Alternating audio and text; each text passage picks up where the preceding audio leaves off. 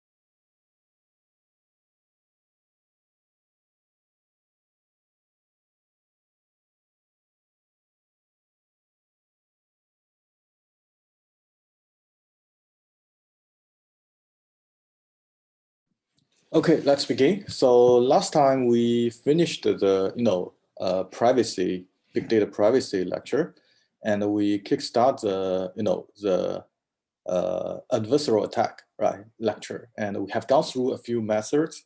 Today we will finish this slide, and we have already released the assignment, and it will last till next weekend. Okay, so if as long as you submit by next weekend, it should be fine. Okay.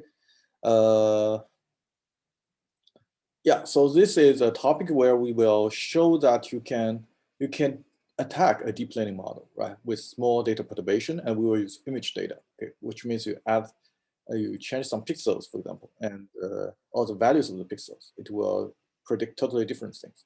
For example, the sports car, right? So if you change by adding some noise, the noise is actually, uh, amplified in this image to show you that there's some noise. Okay, actually the pixel changes are relatively small. If you add these two images on the left-hand side together, you will see the image on the right-hand side. Okay, so and if you add this noise, then the deep learning model will predict as a toaster instead of a sports car, and it's totally wrong.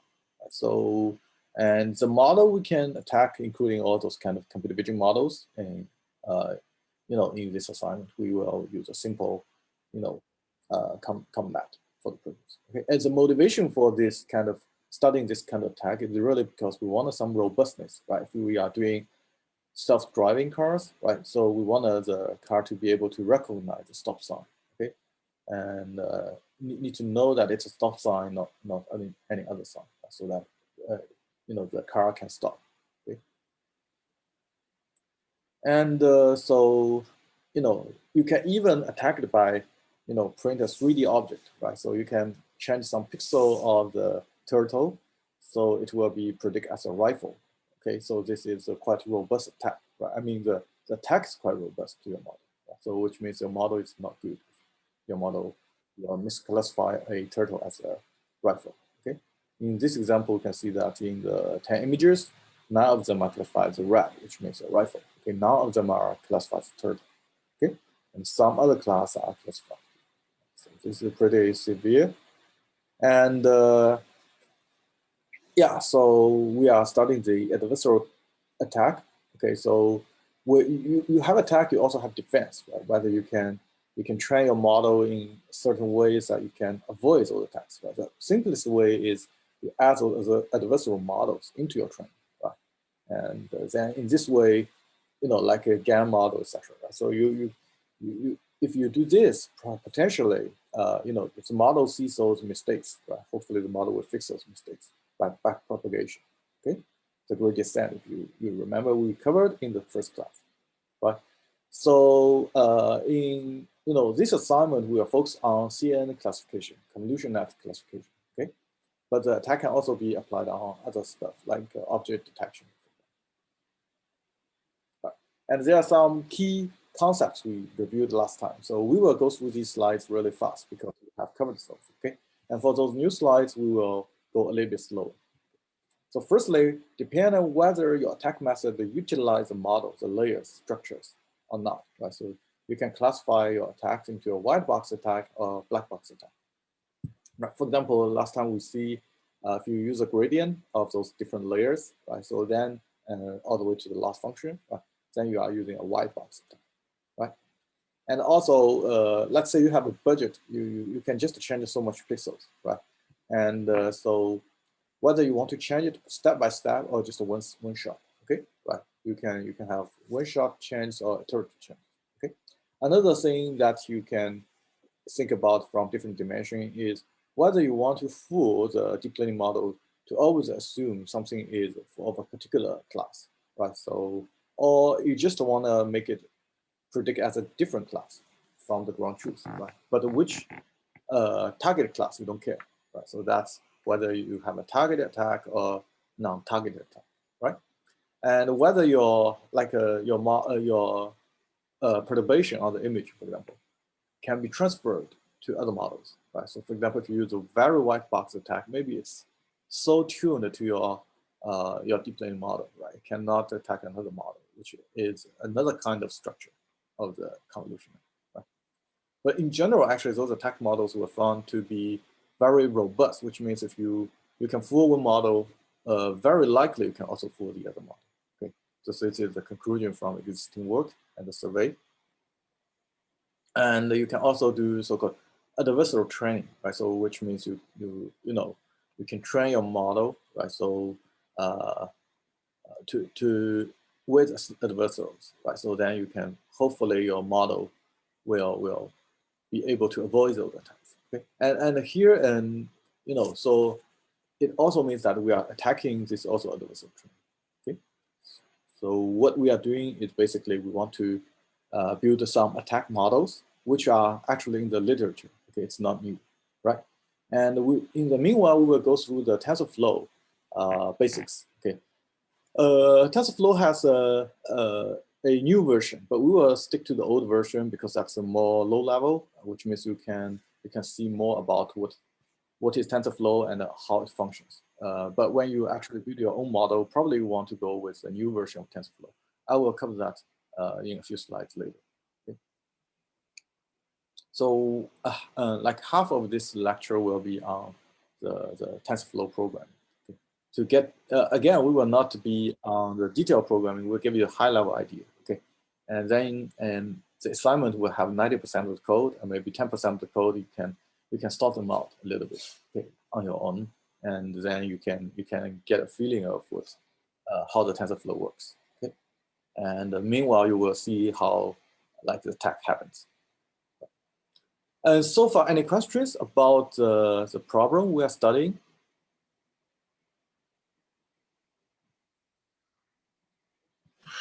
Nope, not yet. So we're essentially just trying to study both how to attack a model and how to train our model for being attacked.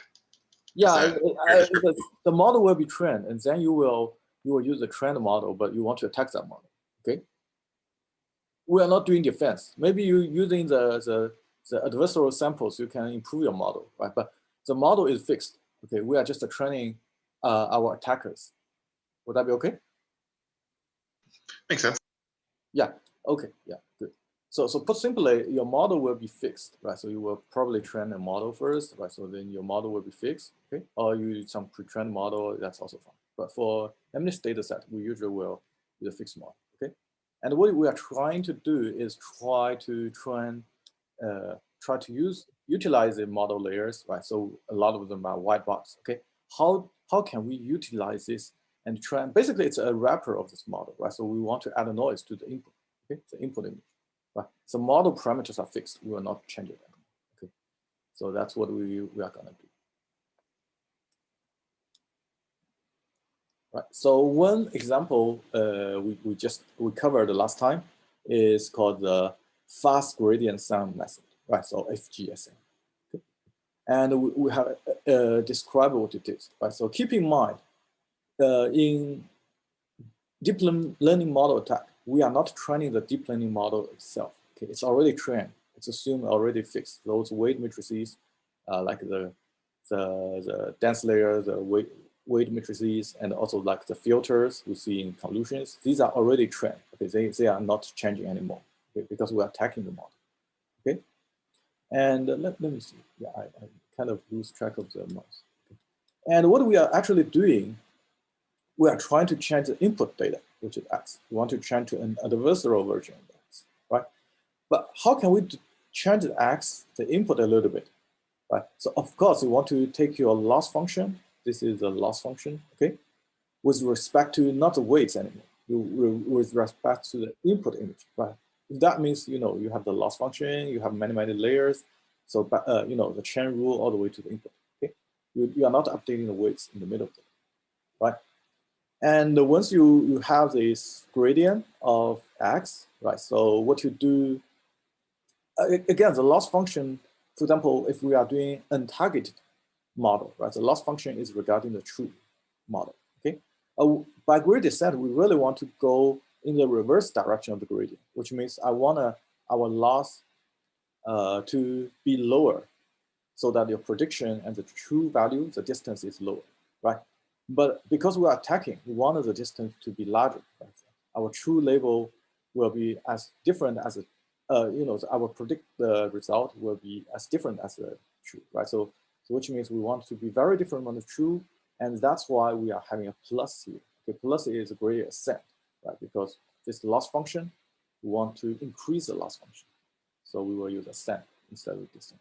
Okay, and epsilon is a learning rate or step length, right? So, but we don't want each step to be too big, right? What if your slope is very big and it changes the pixel totally to 0, for example, right? And even negative, which we will see later, we have a clip to handle that. Right? We want to change it a little bit and not too much, right? So then we will use a sign, function. Sign function says it's either +1 or -1, depending on whether this is a positive number or like negative number or gradient. Right? Whether you go this direction or this direction for that particular pixel. Okay. And we will basically, if you time epsilon, we will at most change by epsilon, either plus or minus epsilon. Okay, we will not go beyond the smallest. So that's the logic. But again, so this is not that accurate, right? So for example, if you think about gradient, you are just estimating using gradient here. At this step, you hope you go one step, and actually it's like this. Okay?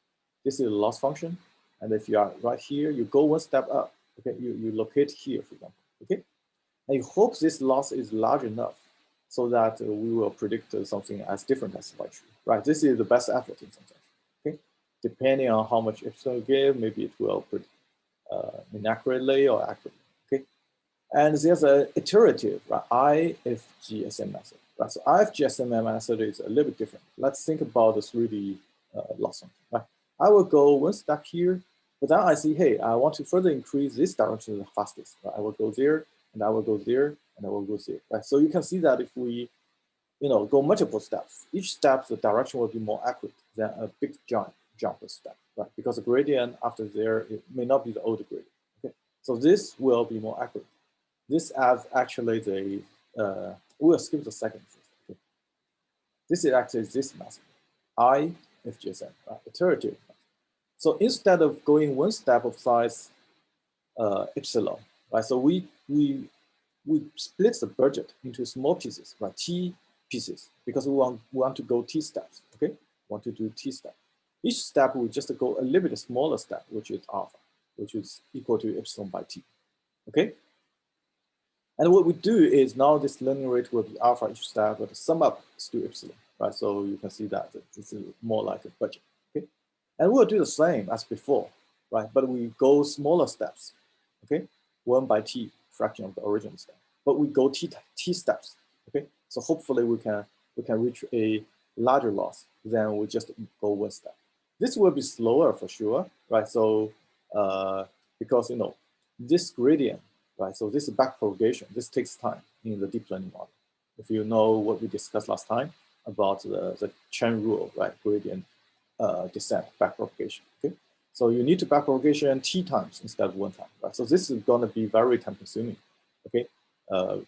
To compute the noise on input data. Right? You change a little pixel each step, okay? And you go T steps. This will be T times more time consuming. Right? So the strength is that it's gonna be more effective. The weakness is that it's it's more time consuming, okay? So this is again always compare with the true label, right? So distance from the true label.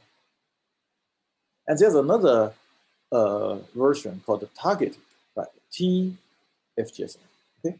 So what is targeted method, right? So what I don't care about what your class is. I want you to predict to my target class, right? I don't care about the image, whether it's 1, 2, 3, 4, okay, for MNIST data set, right? By the way, MNIST data set is just handwritten digits, right? 0 to 9, okay? No matter what digits you have, I want you always to predict the result class to 7. Okay, so that's targeted. I have a target 7 here, right? So this means that what we want to do is we want to minimize the predicted value.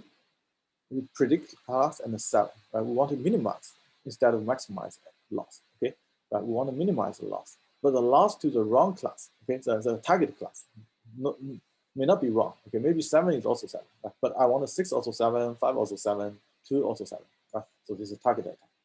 If that's the case, again, we want to lower the loss, right? So we instead of increase the loss, because we want to lower the loss distance to 7. Okay, right? So if you remember, we talked about the cross entropy loss. It's basically a distribution, right? So you want a 7 to be highest. Okay, you want to minimize this distance. Okay, and here you also want it to be 7, the prediction to be highest. Okay, and if that is the case, so you will use minus, because this is gradient descent again, because you want to lower the loss, right? The others are basically the same, just changes to the target label you want to attack. Okay, you want to fool the model to be predicting that class. Any questions? These 3 models have been covered the last time.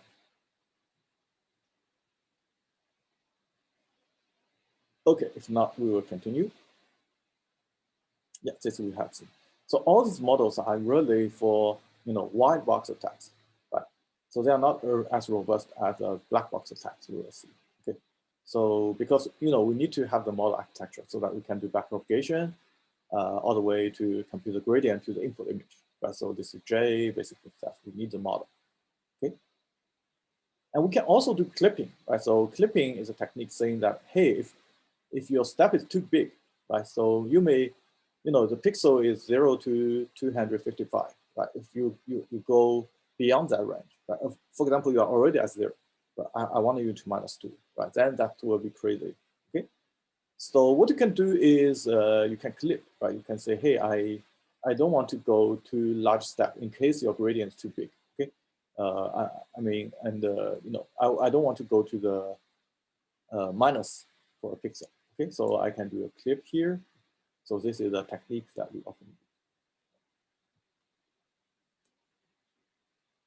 And there's also a method called Jasmer, right? So from here on, we will not describe the mathematical formulations because it's going to be super complicated. But what it does is actually, you know, there's a saliency map, right? So what it does is it will compute the features, right? So, and then they will compare if you add the perturbations, right? So we want to minimize the difference of the, we have a budget again on the pixel changes, right? So we will have the L1 norm, it means how many pixels are different, okay, this L1 distance. L2, it means if your 2 pixel values are different, this is 255, this is 200, right? So the different 55, you square them, right? And then you sum all of them.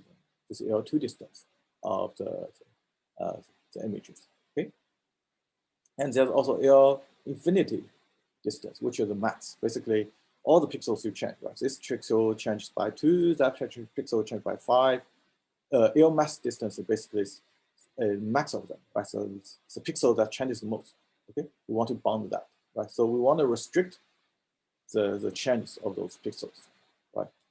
And how many pixels you change, right? The magnitude of the change of the pixel, right? So that we make sure that human cannot differentiate the difference, right? Because, you know, you change a little bit of pixel, you know, still it's a car, right? So it's not too much difference, but we want the model to be prediction totally different, right? So in the case of L1 norm, basically we just modify a few pixels. Right? For example, this L1 norm, let's say we want to restrict it to 5, then we just find 5 pixels on the image and we change it, okay? In this case, we don't care about how different we change, but we just change those 5 pixels.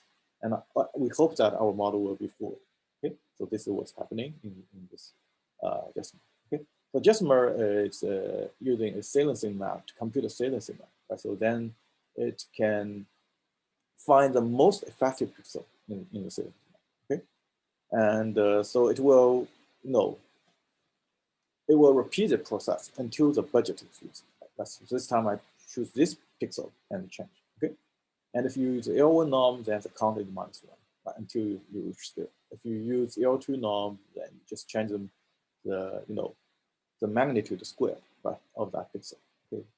Then in that case, you really care about how much you change for that pixel, okay? So there's some difference. L1 norm means you can change your red pixel to green, that's not a lot, okay? But if you do that for, you know, L2, that's a lot. Okay? So there's also another method called deep fool. So the idea is similar. So if you think about, so these are the 3 different classes space, right? Like on here, it will be F1, here it will be F3, right? Here it will be F2, okay? If you are in these corners, maybe it belongs to F1, F3, or F2. So basically, it's uncertain, right? So, and it really depends on which one has the highest score, or we say the probability in the softmax, okay? Right. And in order to give you a wrong prediction, you want to push this point currently to cross a boundary, right? Originally, you are thinking you belong to 2 or 3 class. Right? You cross boundary, you predict as a class. Okay? So that's based on this idea, but the mathematical foundation is very complicated. So we will skip this. There's a method called deep fool. Okay? And lastly, there's a method called momentum, right? So what is a momentum? I think you also heard of like SGD momentum, this kind of thing, right? So in attack, the idea is similar, right? So here we are saying that, for example, let me see what my, yeah. I cannot find my mouse. Here you can see we still have a budget, right? So we don't want the perturbation of the original image to be too big, because if it's too big, then human cannot see what's happening, right? So I mean, if you change too much of a cat, maybe we don't know it's a cat anymore, right? So we still need an epsilon budget, okay? I see a student annotated. If you have any questions, just let me know. Otherwise, I will clear the drawings. Right, so so again, we will split because this is T steps, okay, and then we go T steps. But it's like an iterative method, right? But what we do is each step we will compute the gradient, right? But instead of we directly, if you remember what we do, right? We do gradient descent. Originally, we just add the noise, previous noise image with another gradient descent method, alpha, with sign of the gradient, right? So now the gradient is not it, right? So gradient is actually this one, right? We are not directly put gradient here, right? So what we do is actually we will accumulate the gradient, right? You see, there's a decay, right? This decay is usually less than 1. Okay. So this is like a previous speed, okay? This is the current speed. We will kind of remember this gradient, right? We are kind of gradient like speed, okay? We accumulate this, okay? And this time we have another new gradient, right? We will normalize it, okay? And then we add it to here, right? So this is like we have an impact. For example, let me give you an intuition.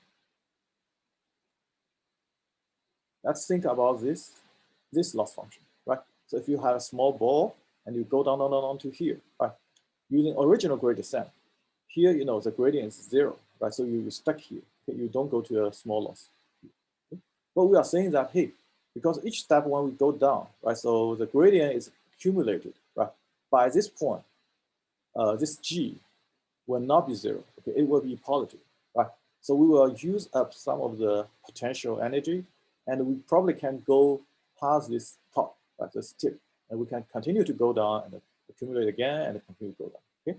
Right. So we kind of, put we kind of have a buffer of those kind of, speed, right, the gradient here, okay?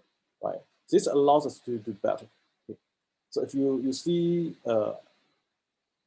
again, this is an attacking model, right? So, but there are also equivalent ways for other models, right? So for optimizing, you also see that, right? It's GG gradient and Adam you also do this, okay? So they're the momentum concept, right? So this is called the momentum. If you accumulate this, like here, right? By the time you reach 0, at most, for example, when you reach 0, right? So at most you are plus 0, but here previously you have some positive, okay?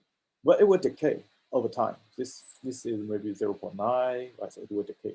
Okay, over time, next time it's square, and this decays exponentially. Right? If you don't go down and you go up, it will decay quickly.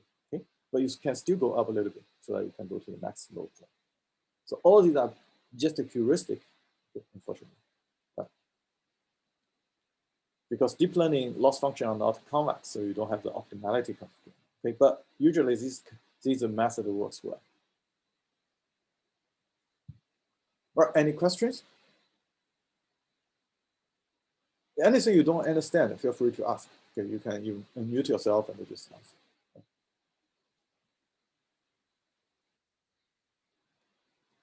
Okay, so let's continue. Any questions? Okay, then let's continue. Right, so I'm trying to give all the intuitions, but if you cannot follow the intuitions, just let me know. Okay, I can expand a little bit. So regarding the adversarial attacks on deep learning, so there are many other models. Okay, and the previously mentioned like Jasmer and the iterative method, etc. Right, momentum, they are just a subset.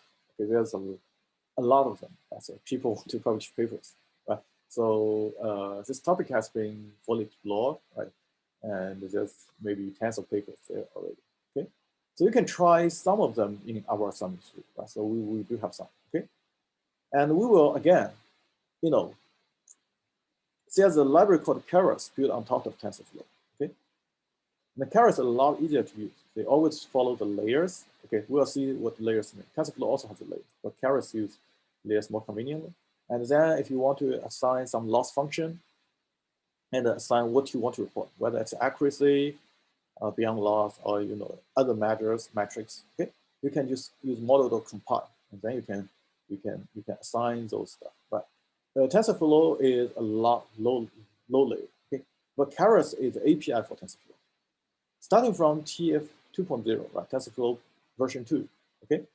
Keras is actually more friendly. I think TensorFlow is heavily, rely on Keras. So most of the time you are just using Keras. But in TensorFlow, 1.0, by that time, a lot of constructs are not built yet. Okay, so they have a lot of low-level stuff like session.run, and we'll see this shortly. Okay, in TensorFlow 2.0, it's not recommended to do that. Okay, if you want to not using keras, it will be complicated. Instead, you want to wrap your own model into a layer by using some class in keras. Okay, and then you still can benefit from model.run. You can write your own loss function, but use the parent class. Okay, it's more OOP in that sense. TensorFlow is basically define some mathematical operations, right? Because those operations you need to take gradient, right, back propagate, okay? And you don't want to do that yourself. So TensorFlow's math operations all handles these gradients, and it can be GPU friendly. Okay? So let's go a little bit more detail, right? So we will use a data set called MNIST, right? Here's this name, MNIST. This data set is like a hello world of deep learning. Right? So whatever you learn a model in the area of deep learning, right? The first data you will try probably is in this data set. Okay. Why is this the case? There are several reasons. The first reason is it's handwritten digits. Okay, so you only have a small number of classes, 0 to 9, only 10 classes. Right. If you compare with the other model, which is the other data set like the ImageNet, right? You have 1,000 classes. Okay, that's a lot different, right? So you think about you guess a class from 10 classes. Another is guess a class from 1,000 classes. It's totally different. Okay, so usually you compare k-class classification, right? You are comparing with a random guess. The probability that you can guess the class correctly is 1 by k. Okay, right. So this reminds me of some research meetings I heard earlier, when a student is proposing his idea, right? So this is a long time ago. Okay, so the student is doing document classification, right? So there are 20 classes like sports, etc. Okay, and then the student get a accuracy of maybe 40%. Okay, then there's some audience saying that, hey, what's the use of it, right? So it's just 40%, not even 50%. Right? You guess wrong most of the time. Okay, yeah. So the student don't know how to answer. The answer is very simple. Okay, if you have 20 class, if you do random guess, your accuracy would be 5%, right? Okay, now your model can boost to 40%. It's already very high. Okay, you want to compare with the random guess, right? Your model is how high? Okay, 40% is already good. But unfortunately, when deep learning comes, 40% is not good. Okay? At least push to 80%. Okay? Usually you can get 99%, etc. A lot of problems are higher than human beings. Okay? So again, this shows that if you have less classes, the problem will be easier. Right? You need less training. Okay? The convergence is faster for backpropagation. Another reason is that this is very easy to understand, right? And this problem is small, right? So many images and so many classes, right? And you can train from scratch. Okay, so don't mistaken it as like you will always train a model yourself, right? So if you are doing real projects, especially like computer vision or natural languages, you will start from some pre-trained model, right? Like an ImageNet, like these days there's a GPT-3, right? So previously BERT. You will use those kind of pre-trained computer vision models or using the natural language models because they are pre-trained, maybe by Google or maybe a large data center with many GPUs. Right? Training this model may be worth $1 million, for example. Right? You cannot train that. But once it's trained, right, you can tune it, or you can fine tune it, right, just with maybe 1,000 or 5,000 images. Okay, for your problem. We'll see that probably later. Okay, but that's only necessary if your data are like very complex scenarios, like in the real world images, right? For this kind of simple images with, with the same background and the same color foreground, right? So you can train from scratch yourself. Okay, that's why we are also using it for studying the adversarial attack. Okay, any questions so far? So MNIST data set. Okay, if you have never heard of it, just keep in mind this is a hello world data set for deep learning. Okay, and you can try different models just to see how it performs. At least you can train the model, right? Because maybe you only have one GPU, you cannot train a complicated data. So there are 10 classes, 0, 1, all the way to 9. Okay. And our goal is to fool the model, right? So for example, here, the ground truth is that this is 7, right? Number 7. Okay. And the confidence, right, is 100%. Okay? 100%. Right. We can train some model, like FGM, we can let it think this number is 9, right? But again, we need to add some perturbation. You can see some color here, right? This is noise. Okay. And then we actually, the model will predict it as a 9. Okay. And similarly, we can add those. I think this is quite a big change, right? And including this is not a good solution actually. I can also improve it now. But anyway, so after adding these noises, especially these dark noises by Jasmer, right? So we will predict this model, this data as 9, not 7, with 100%. Okay. And using deep fool, right? Deep fool. What we will do is actually adding those noises, right? So you can see deep fool is doing pretty well, right? We still think it's a 7, okay? Compared with Jasper, okay? But adding just a small amount of noise, we can fool our model to think maybe 93%. No, this number not. Okay, that means only less than or equal to 7%. You think it's a 7, right? So probably your model you will always guess it's 9 if you see the prediction. Okay. So yes, this is one of the results that we expect you guys to output. All right, so we will from now on we will describe the deep learning, library. Okay, so I think you guys will take some of you may take the deep learning course, right? So that's also still study the fundamentals. The main purpose is to let you get comfortable with convolution net, SN, RN, right? And those concepts like train test split, right? And using validation, etc.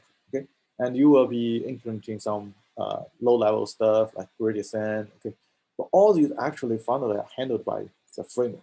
Okay, and the framework itself is a lot more powerful, like TensorFlow 2.0 or PyTorch. Okay, and when you do real project, you will not start from scratch, right?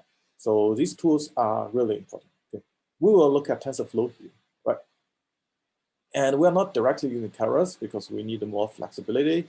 Okay, so Keras, I think you can make it work in TensorFlow 2.0, right? So, but we need more flexibility. We'll see. Okay, we want to control the input, output, all those kind of stuff. Okay, and so TensorFlow is based on a concept called a computational graph. Right? I think we have seen what computational graph means last time. Okay, for the first programming project, but we will look at it again. Okay, so you will understand how TensorFlow utilizes the computational graph to do the computation, okay, including the forward pass and the backward pass, right? And below will be some slides from the deep learning course that when I taught it in 2018. Okay, and now I think Dr. Chen Cui Zhang is teaching this course. Right? And so regarding the deep learning software, early on, I bet you heard of the Caffe. CaffeNet basically is implementing Caffe. Okay, so Caffe is by UC Berkeley and written totally in C, okay, or C++. Probably just C. I don't remember the details. Okay, and they have a new version by Facebook in Caffe 2. Okay, and Facebook also have PyTorch. Right, if you look at Facebook researchers, they're always using PyTorch. Right? Okay. And so originally it's from NYU, right? Torch frame.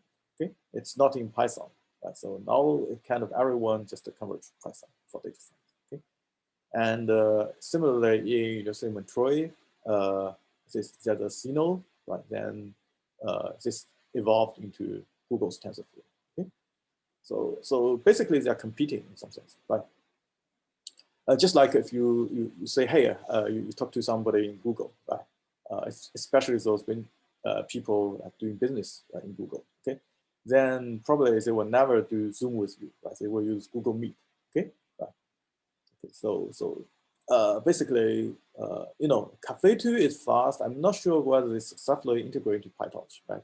So PyTorch and TensorFlow are, competing with each other. PyTorch is from Facebook, TensorFlow from Google, and TensorFlow, as you will see in this project, it's not very user-friendly in the first version, 1.0, and leading to a lot of researchers actually preferred PyTorch. Okay, and then TensorFlow, they have a second version. Google people will understand the difference. Right? They have a TensorFlow 2.0, which is a recommended version if you start studying TensorFlow from scratch from now on. Okay, and then it's based on carrots, right? It's become a lot more user-friendly, and I think actually I don't think there will be much more difference from PyTorch. I think TensorFlow 2.0 is very easy to use.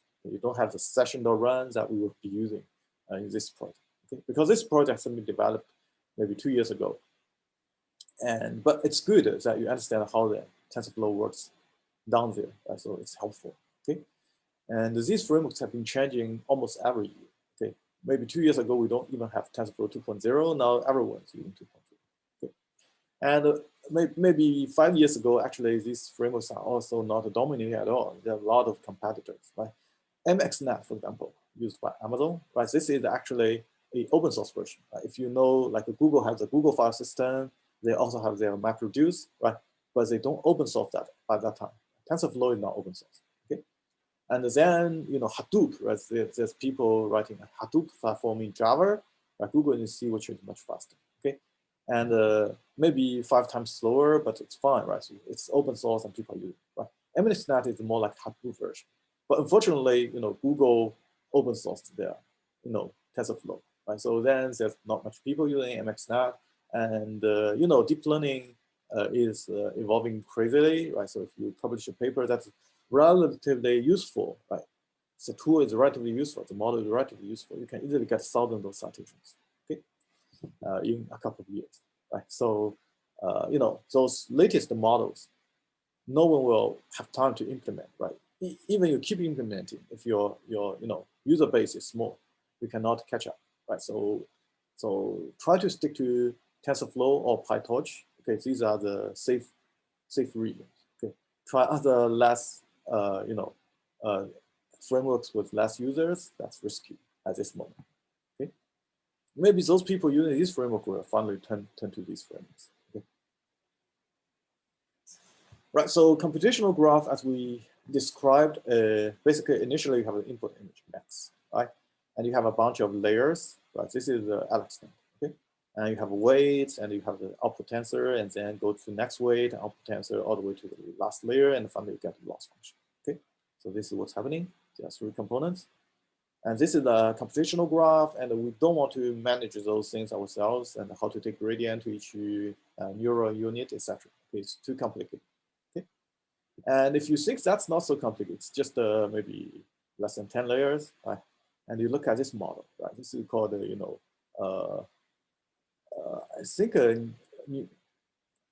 neural machine translation, right? So I think this model is super complicated, right? So if you want to totally write a program from scratch to capture the direction, the connections, that would be crazy. Okay?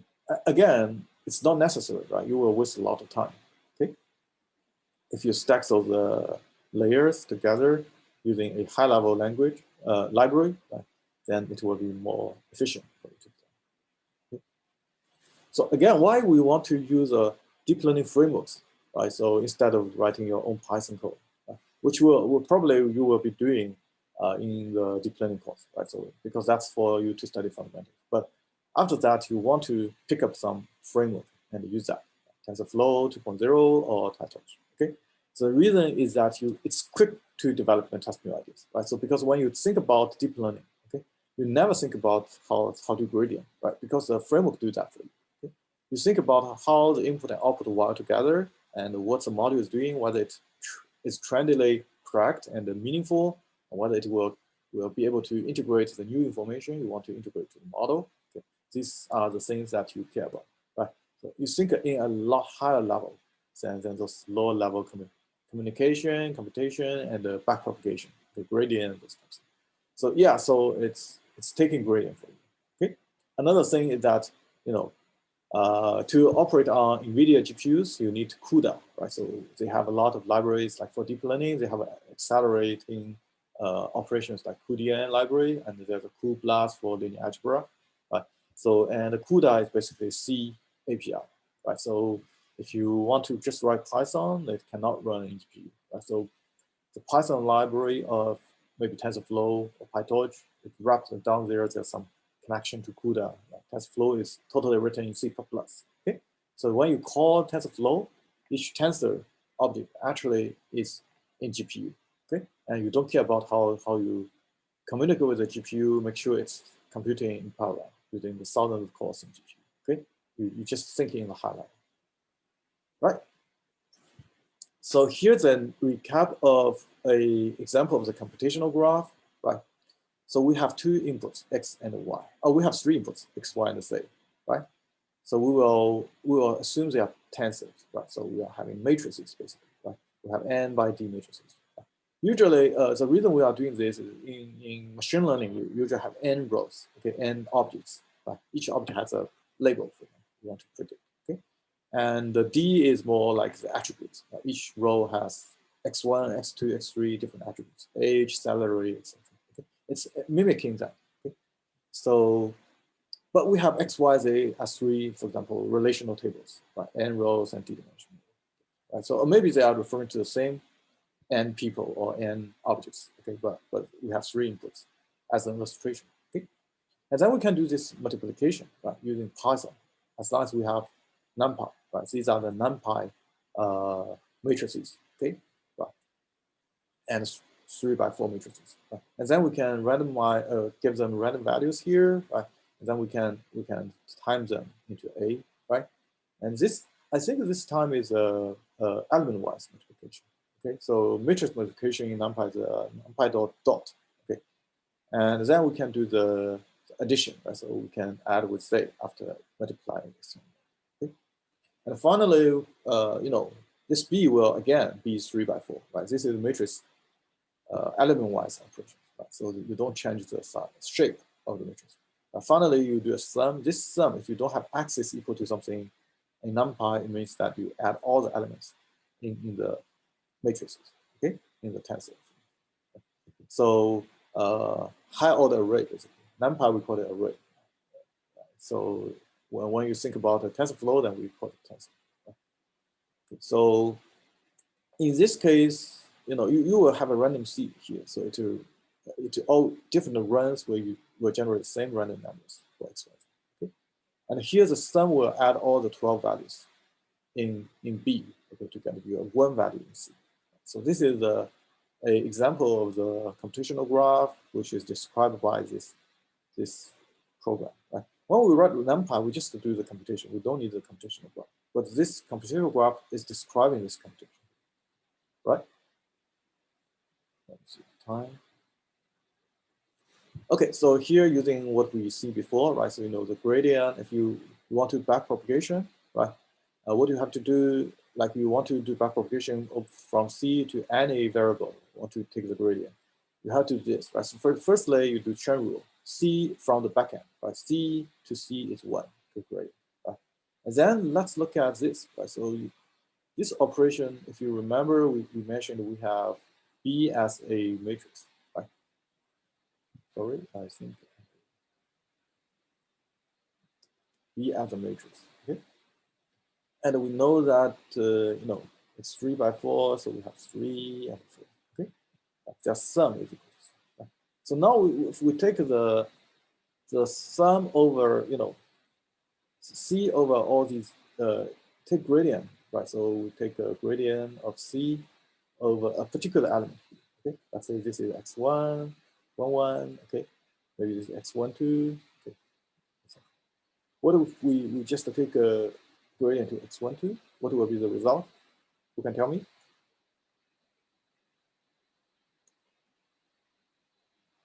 It will be 1, okay? You think about it, right? So C is equal to 1. X1, 1 plus x1, 2 plus x1, 3. Okay? Then,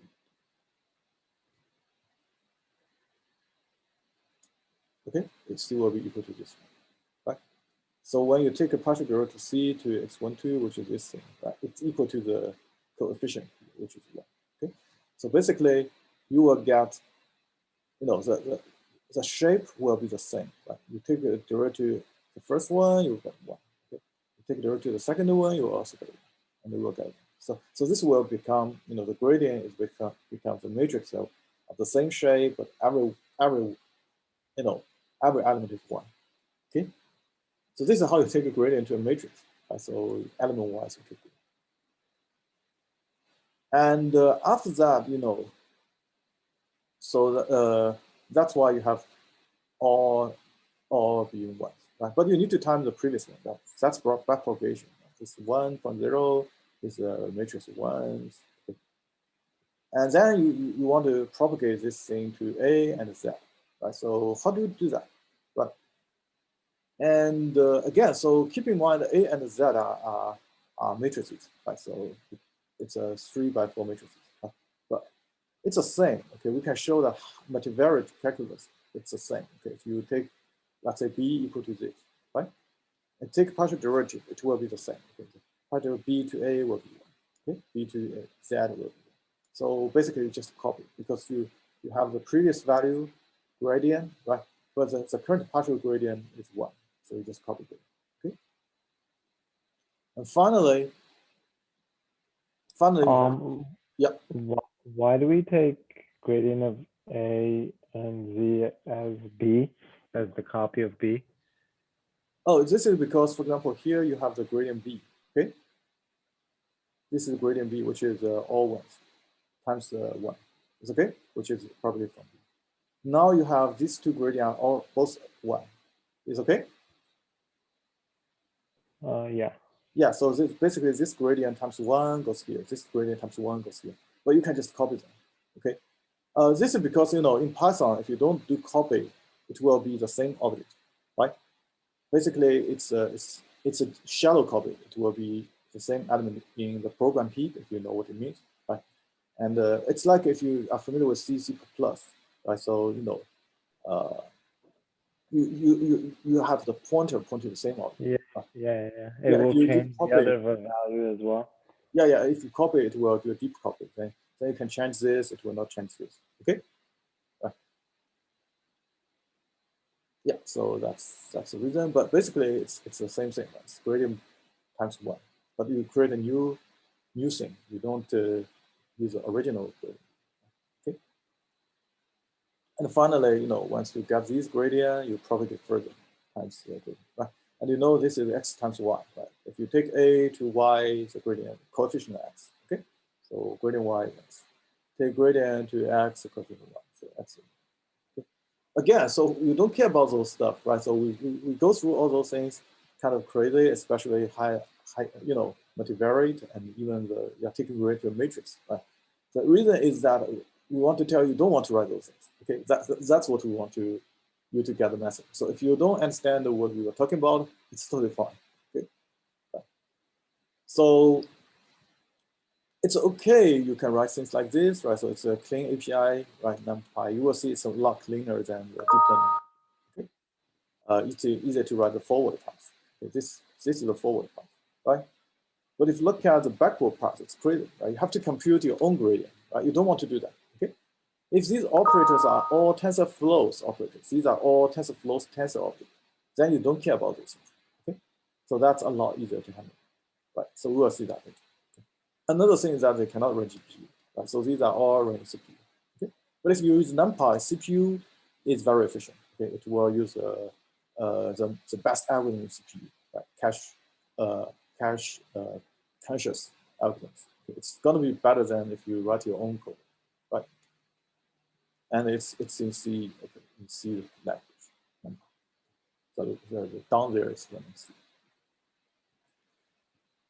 All right, so now let's look at the same operation, but if we use TensorFlow, what will happen, right? So we need to create the input again, right? So we have X, Y, and Z, right? So these are the variables, okay?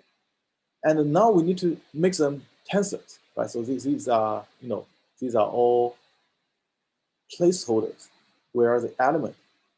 So when you specify the tensor, you initially don't need to say how large it is, right? You just specify, hey, in the tensor, each element is of a floating number, okay? So once they belong to a particular object, right? So you say belong to a class, object of class, maybe TF tensor or something. Okay. I don't remember whether it's exactly this class, but this is the object, right? So you know, OP, we have the operations, right? You can have functions for things, right? For example, here, this is a tensor object times a tensor object. This multiplication is overloaded, okay? So operator overloaded, right? So it can have a like operator synthesis, X and Y are different, right? So if you look at Python, it's more like, let me see whether we can find an example there.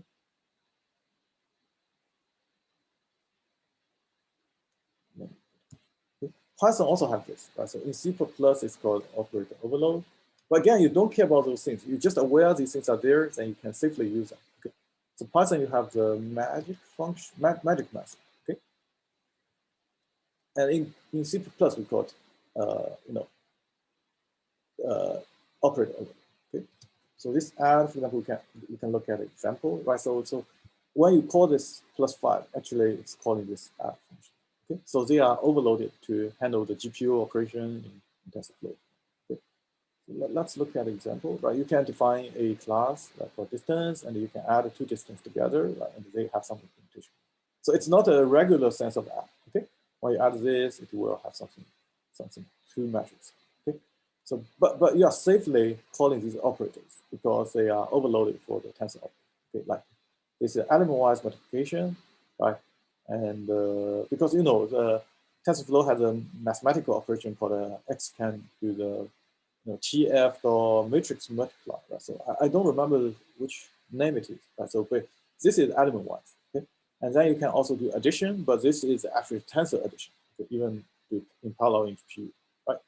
And then you can use the TFW stuff. Right? This is like a NumPy sum.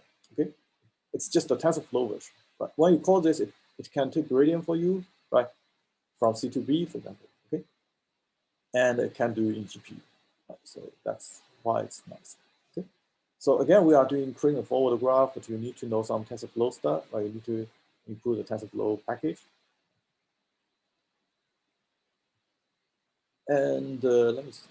I think, yeah. And now you want to say, this is very important, right? So what are the, parameters you care about, right? So whether you want to tune the weights here or something here, right? So here we really want to take gradient to we think these are the parameters, right? So we are taking gradient from C to X, Y, Z. What does this mean? Right? So we are computing partial derivative C to partial derivative X, right? We'll do this also for Y, also for Z, okay? And their result, like this is basically this one, okay? For Y, for Z.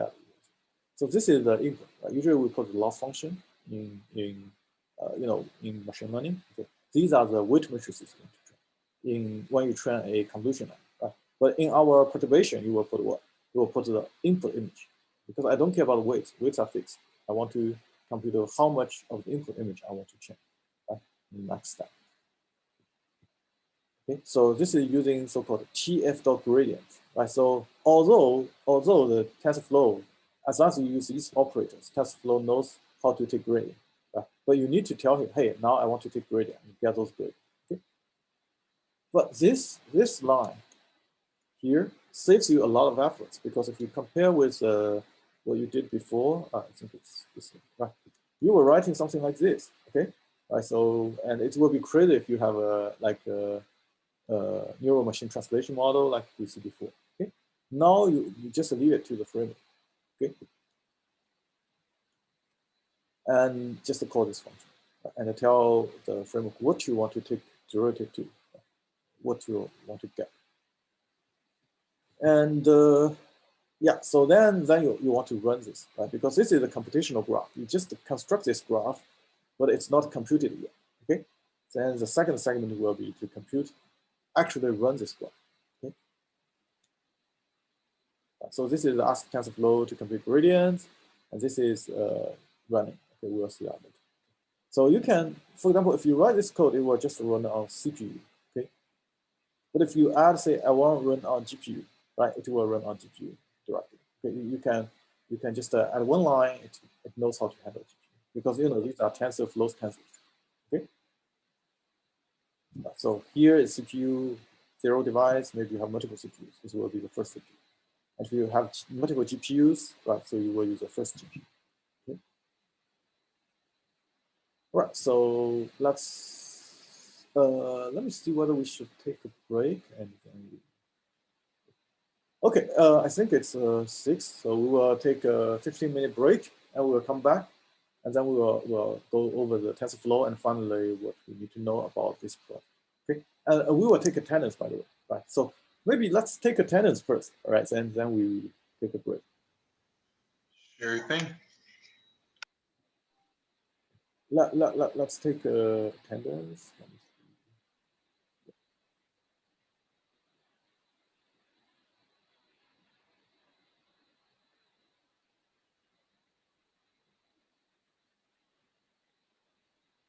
Okay, I will randomly sample something. Joshua, are you here, Joshua? Here. Okay. Rasi, are you here? Rasi? No? Hi, I'm here. Oh, okay. Gayatri, are you here? Or Gayati? Maybe I pronounced wrongly. Yes, Professor, I'm here. Your name is Gayatri or Gayati? Gayatri. Gayatri. Yeah. Thank you. Chun Yao Chen, are you here? Yes, I'm here. Okay. Praveen, are you here? Praveen? No? Achut, are you here? Achut?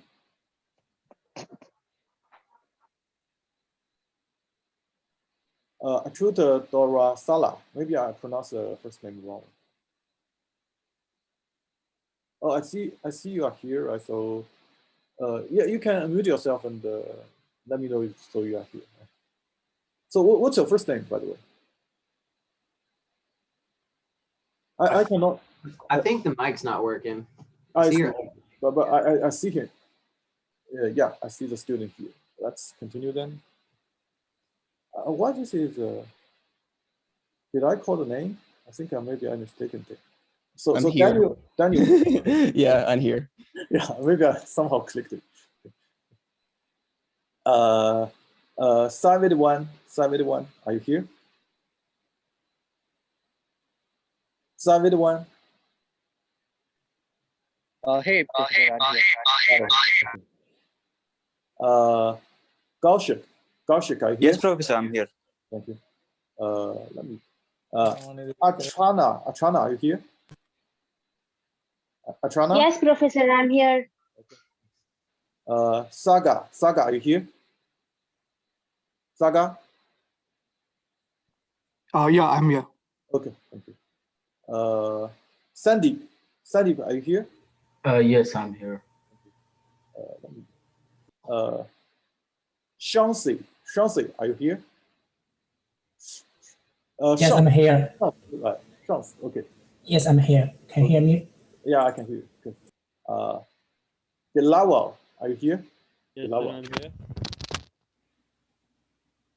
Bilawal? Yes, oh, sir. okay, I see you. Zhenzhi Tan. Can you hear me? I'm here. Yeah, okay, thank you. Amulia, are you here? Yes, sir, I'm here. Thank you. Yuji Wang, are you here? Yes, I'm here. Thank you. I think that's this list. Let's go to the other list. Yeah, we only have one. Okay. Professor, I am here. Okay, thank you. We will take a 15-minute break. Okay, we probably will come back a little bit after 6:15, but before 6:20. Okay, let's take a break. And if you have a question, you can ask me. But I might leave in 2 minutes. Okay, just let me. Professor? Okay, yeah. Dropped a message that he is present. I think he was facing some mic issues. Oh, what's the name again? The student? Praveen. Okay. Let me see. You marked him as absent. Yeah. Okay, got it. Right then. So yeah, I will. Yeah, I will come back maybe in 15 minutes. All right, so let's come back before 20. Okay, 6:20. See you guys later. Any questions? I can take some questions now.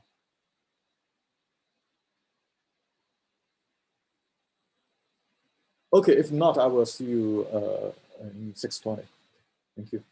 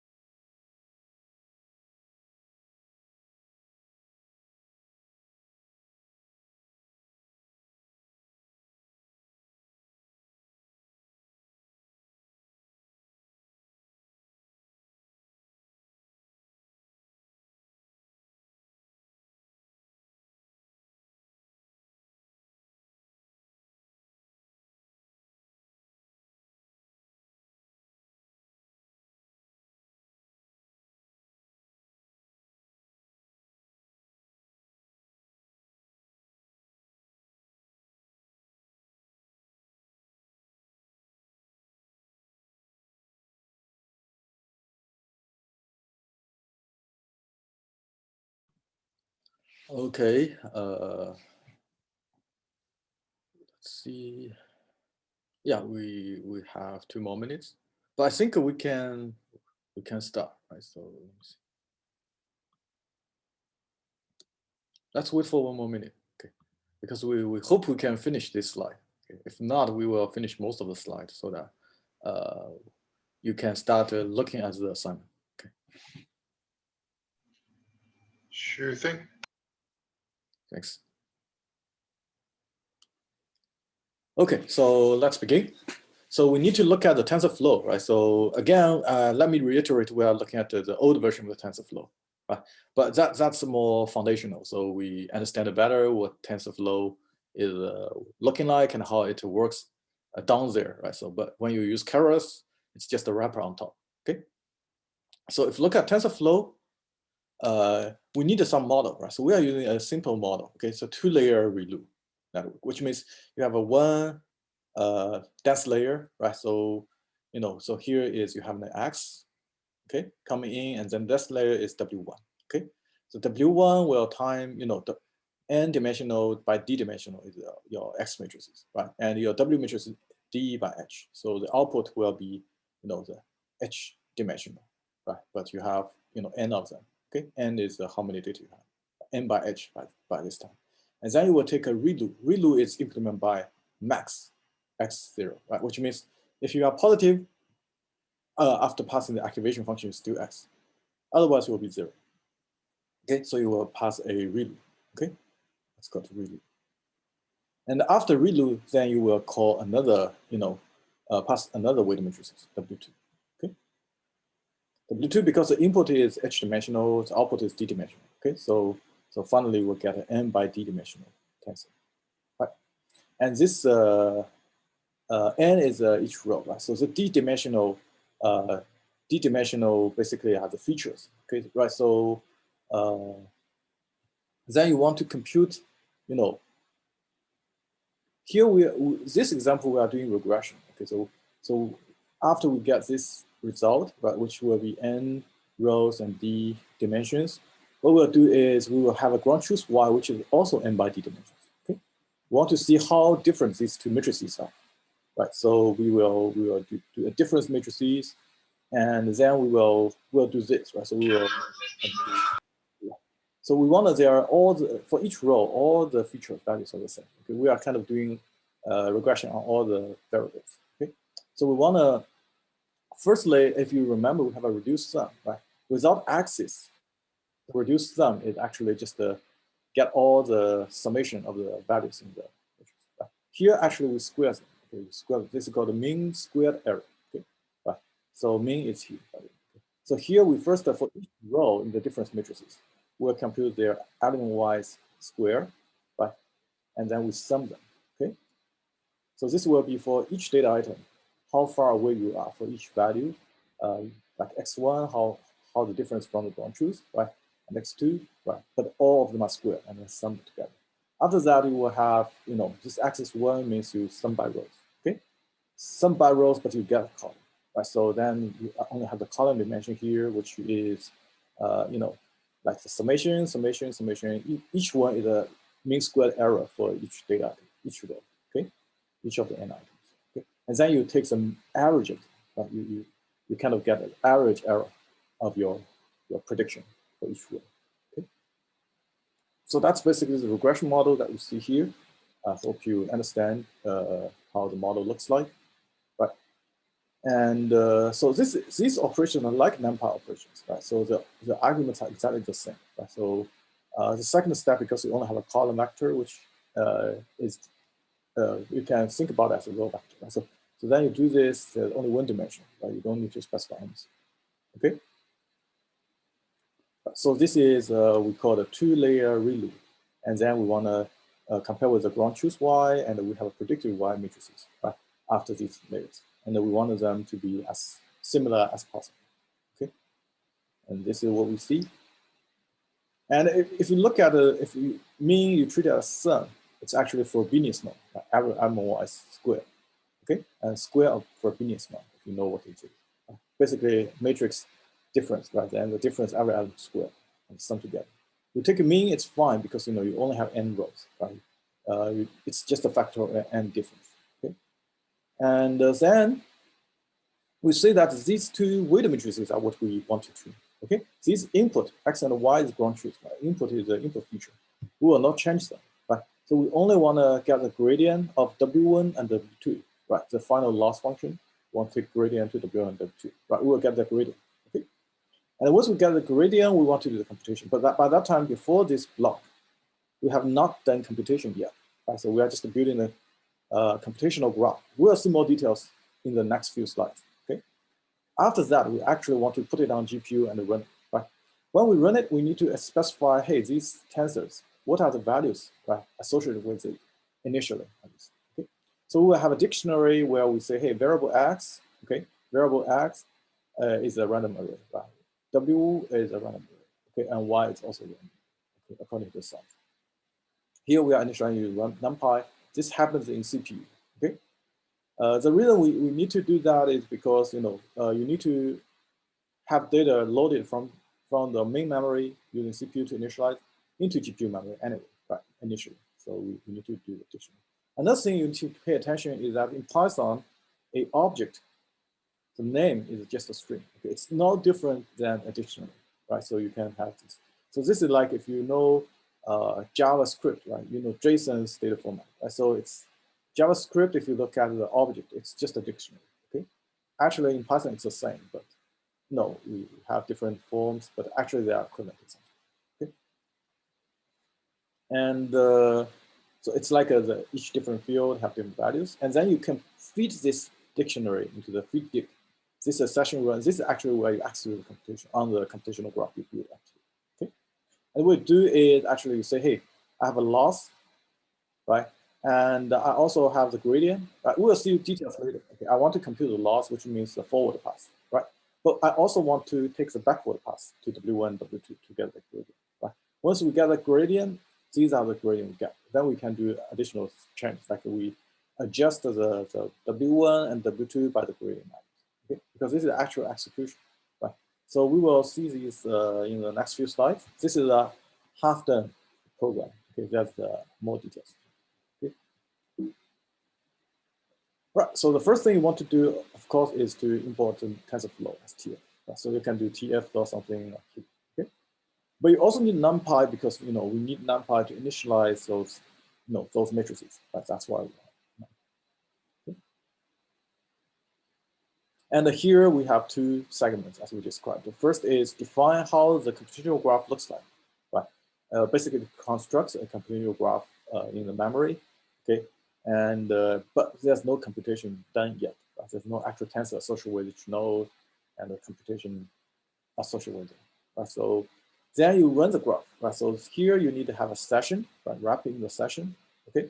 And then you do the computation called session.run, okay? And you need to put the input values, right? Because these are just the variables. You need to associate input values, and then these intermediate variables are depending on the inputs, so they will be forward pass computed. And then, if you want the gradient also be taken, right, you need to have gradient also here. So the reason is very simple. So this is a computational graph. If you don't put a gradient, so you have forward pass. For example, let me give an example. Let's consider this function, fx, right, is equal to x squared, right? What's the gradient of this? What's the derivative? F prime x, who can tell me? What's the result? 2x. Yeah, 2x, okay, yeah. So let's just take this as example, right? So you have an x coming in, the forward pass will compute a square. This is a square operator, okay? And then you will do a backward operation, right? Times 2x, okay, right? And so if you just do loss, run loss, because I only needed the loss here, the x squared, for example, I will just do this, okay? But if you also need the value 2x here, then you need to put the gradient here, then the computational graph will be generated. So because the computational graph is doing something like I only look at all the computation necessary to get my current value, okay? And if I don't need to continue to do backpropagation, I will stop. So you have to put there in session 1 to also get the gradient values, right? And here you just say, hey, these are the destination values I want to get. So this will be returned as a tuple of 3 values, right? Because there are 3 values. Their actual values will. But by this time, this run is run in GPU. But when you get the value, this copy operation is copying from GPU memory to CPU memory. So this will be a bottleneck, okay? Because we have a lot of tensors copying out. This gradient size is similar to the, it's the same as the W1 size. It's a lot of data from GPU memory to CPU memory. We will see how this can be overcome, okay, in TensorFlow. I see a question. Yeah, chat.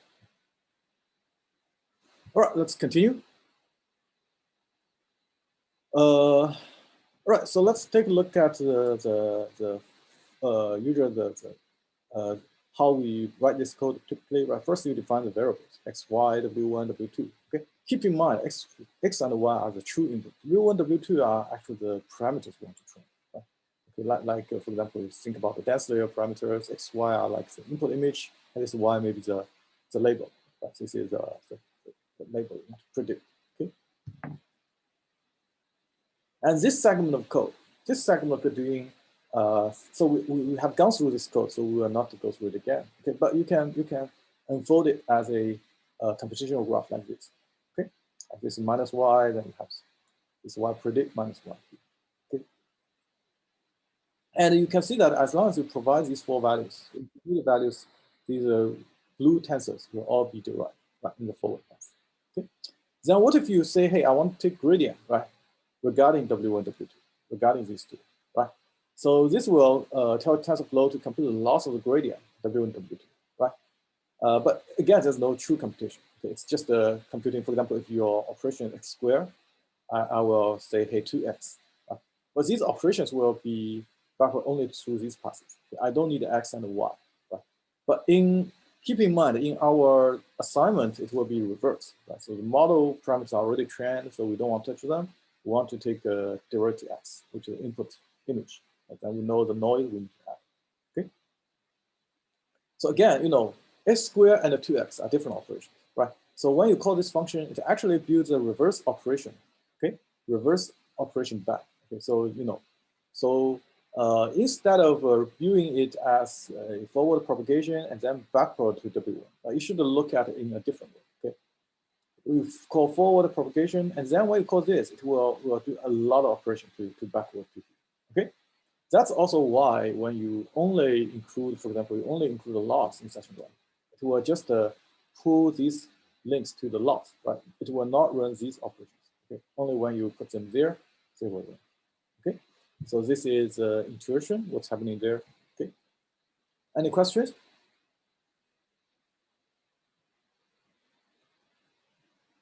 Okay, so let's continue. So now, after we build this graph and we know how to compute, right? Like x squared is 2x, but we don't put x there yet, right? So if we put x is 10 squared 100, and 2x is 20, right? So that's the actual computation. Right now we build our graph already. We want to enter a session and we actually run the graph. Right? We create a session object, which will be called here to run. Okay, and we'll tell the session which node we actually want to pull the computation with. Right? So basically the loss here and the gradient, so they will go through the graph. Okay? Right. And remember, we need to say, hey, what are the values? Right? X squared 2x, but you need to say x equals 10. Right? So you need to initialize value and then bind to here. Okay? It's a dictionary.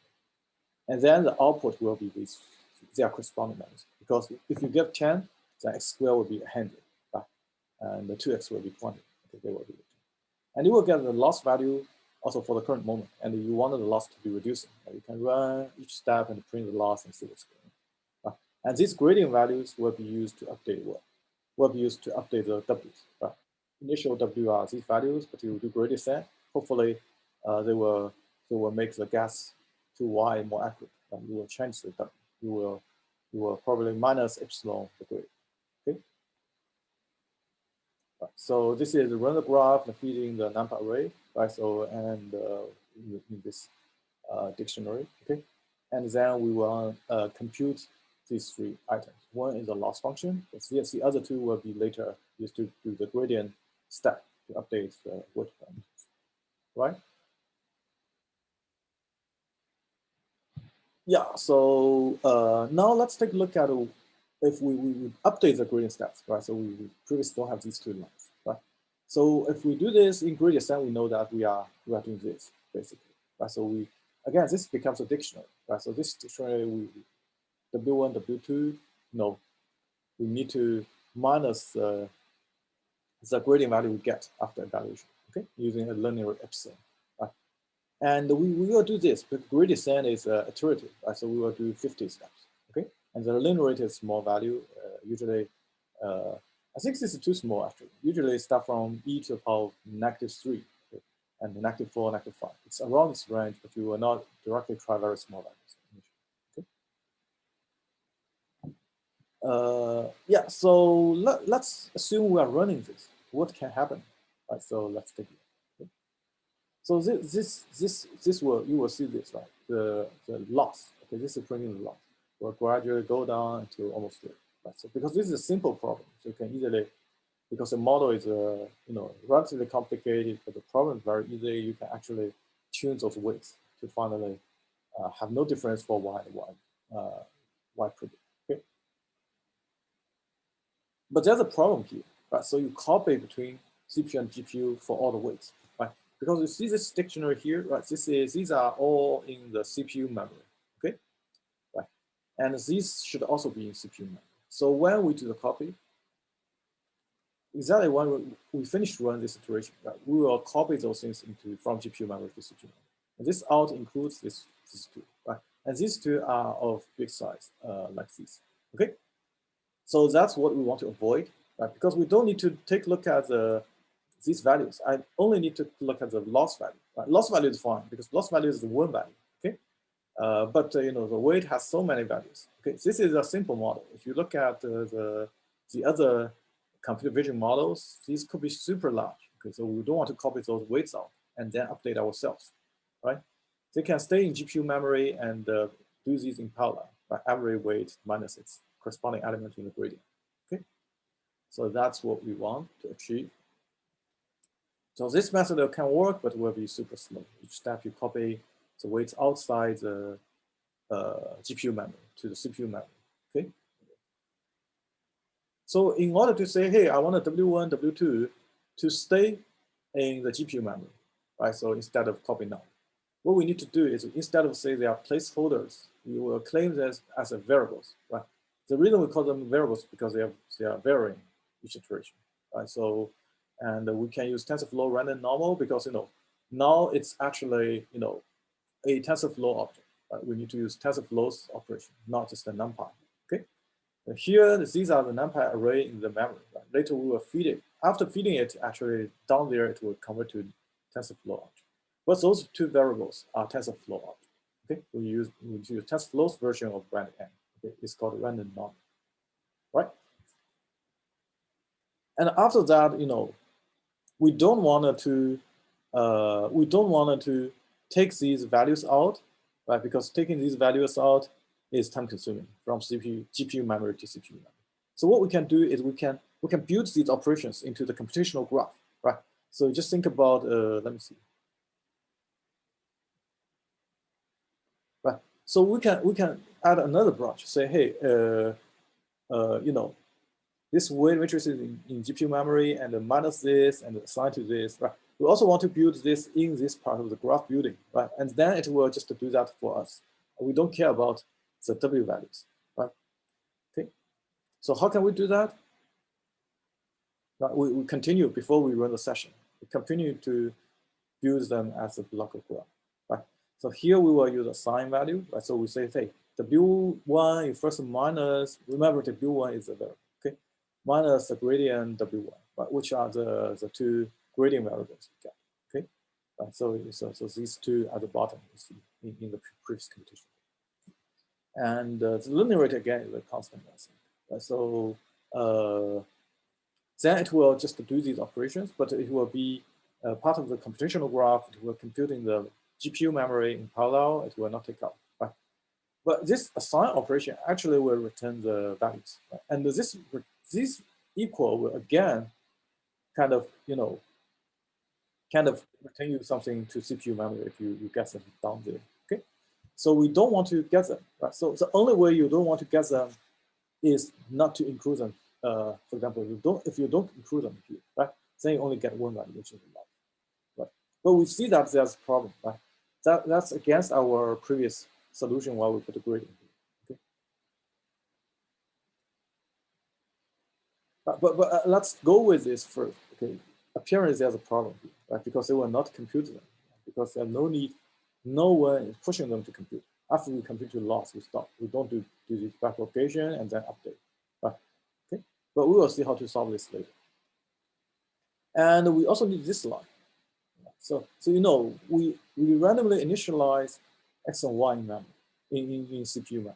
Okay, but of course I understand we need to do this, but this is again part of the computational graph, right? In order to ask the model to run this stuff, we need to call the variable initializer. Okay, I think these days in TensorFlow 2.0 you don't have those stuff. Okay? Well by default no, it's handled. Okay?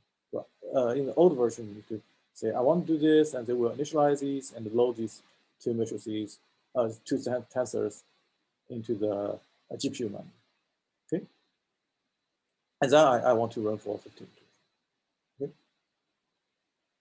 yeah, I see a comment.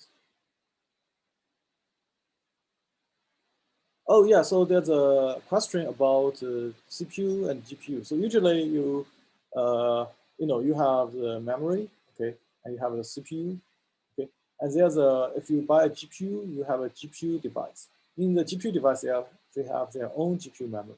Okay, if you buy a P100 GPU, they have maybe 16 GB, right, memory. Not too many because you need to hold all the tensors and weight matrices here, right? And you also have a lot of maybe 1,000 cores, right? Like CPU cores, but CPU maybe only have 4 or 8. Right? This maybe have 4K cores.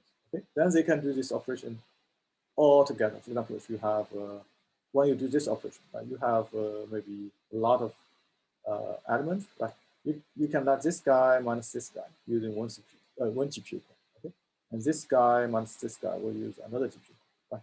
So this is called a general purpose GPU because originally GPU is designed for rendering objects, right, on the screen, okay? Right, because if you think about what you are watching now, right? So you have this pixel, this pixel, this pixel, okay? This entire row has numerous pixels, right? So they are all rendered in color. You cannot write a for loop to show them, okay? But they generalize this to GPU, so you can do these matrices, like all together in one clock. And yeah, so that's it, right? So, and when you take it out, session run is in GPU. When outside session run, since go to GPU. Okay? So after session run, if you assign the return value to something, it goes out of the GPU memory to CPU memory. And the GPU memory and CPU memory using some slow link like PCIe. And there's also like an NVIDIA NV link or something which is faster. But again, there's a bottleneck. If you have a lot of data in GPU memory, you don't need it. You don't want to transmit it out. Okay.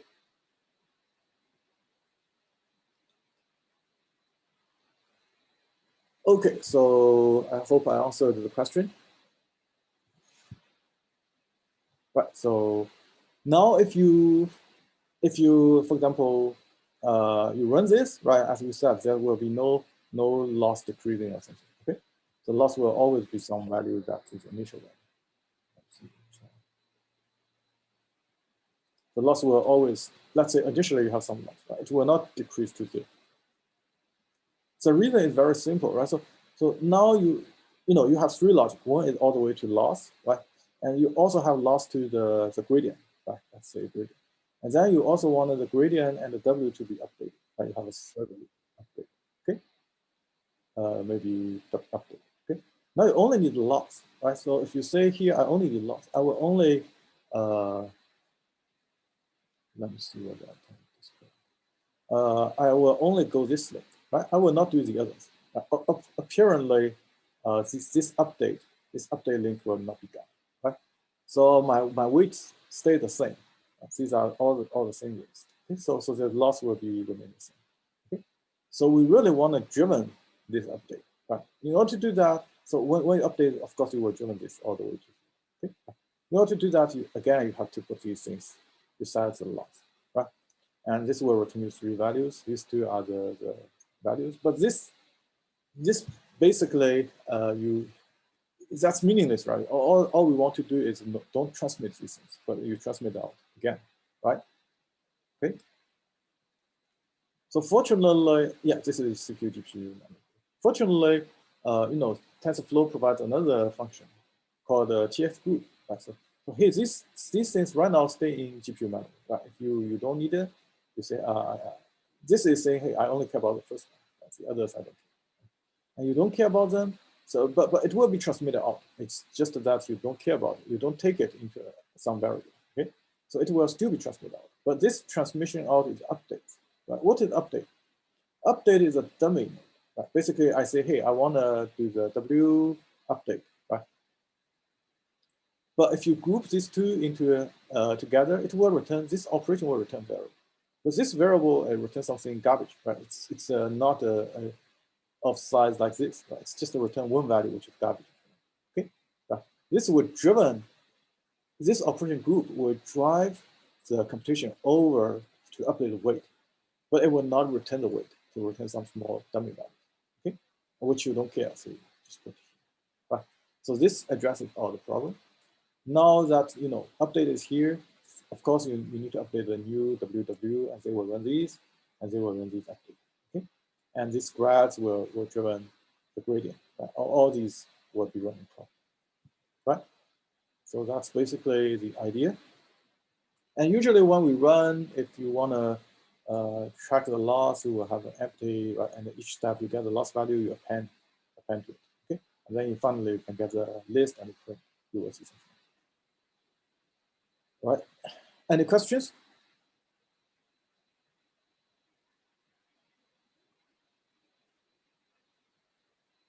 Yeah, I hope this is clear. Again, so this is quite a dense lecture, so you might want to watch it again on YouTube, and we will release the lecture video, after this. Okay, so yeah, so again, so this is still not very convenient. Right? So let's think about it. We still need to write this step ourselves. Okay, this update ourselves. Really, sometimes we don't want to do the update because we have not just SGD, right? We also have an advanced version of this, like a momentum, we say SGD momentum, and there's add-in and a lot more complicated updates than this operation. Okay, so this is the basic version. You can see there are a lot of advanced versions of updating weights. Okay, all these stuff, including then return updates, right, can be handled by optimizer. Right? So that's why if you see like in TensorFlow, what is optimizer? Right? So if you go this down level, then you have a good understanding of optimizer. Right? So here we are using TF.trend or gradient descent optimizer with the learning rate of this. Okay, it's just a class, but down there it's wrapping all these details. Right? And you create an optimizer and you minimize the loss. Right? So the loss is a variable coming to. Okay. And it will handle the weight, update, etc. All these things for you. Okay, according to, because this is gradient descent, right? It will minus the learning rate times that. Okay, but learning rate itself is not a parameter here. Okay, but if you use Adam or other other optimizers, right? So Adagrad, etc. You name it this, right? So it's all under this TF trend package, right? I think now it's in under TF loss or TF optimizer or something. Okay, you can take a look. I don't remember, but in the new version, change the location of the package. And this optimizer, again, you need to say, hey, I want to optimize what, right? So I want to take a gradient of loss to something, right? And this something is tracked by variables. All the variables by default will think of that you are taking derivative. Okay, so these variables matters. Okay? These variables will be tracked. Okay, so basically, these WW2, because you set variables, so optimizer will know you want to take derivative W2 instead of X and Y, because X, Y are placeholders. Okay? So, and this update, right, you still need it. Okay, you still need it. So this update is still returned, but you know it's a handle to drive the optimizer to run. Okay, again, you just need to put the update here, and that's it. Right? And you really don't care about the dummy values. Right? So that basically completes the whole story. Okay, so this explains what the optimizer is. Any questions so far?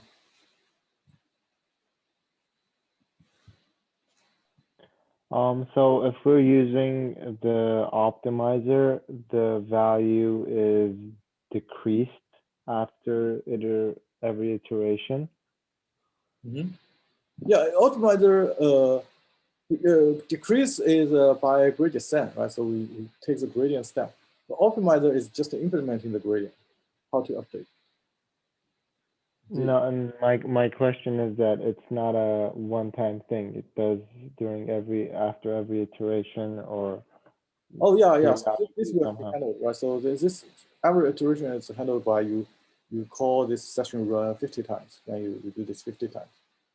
Okay, it's like you call this line 50 times, right?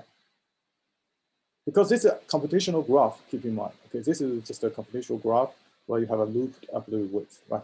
You call this once, they just run this once. Okay, right?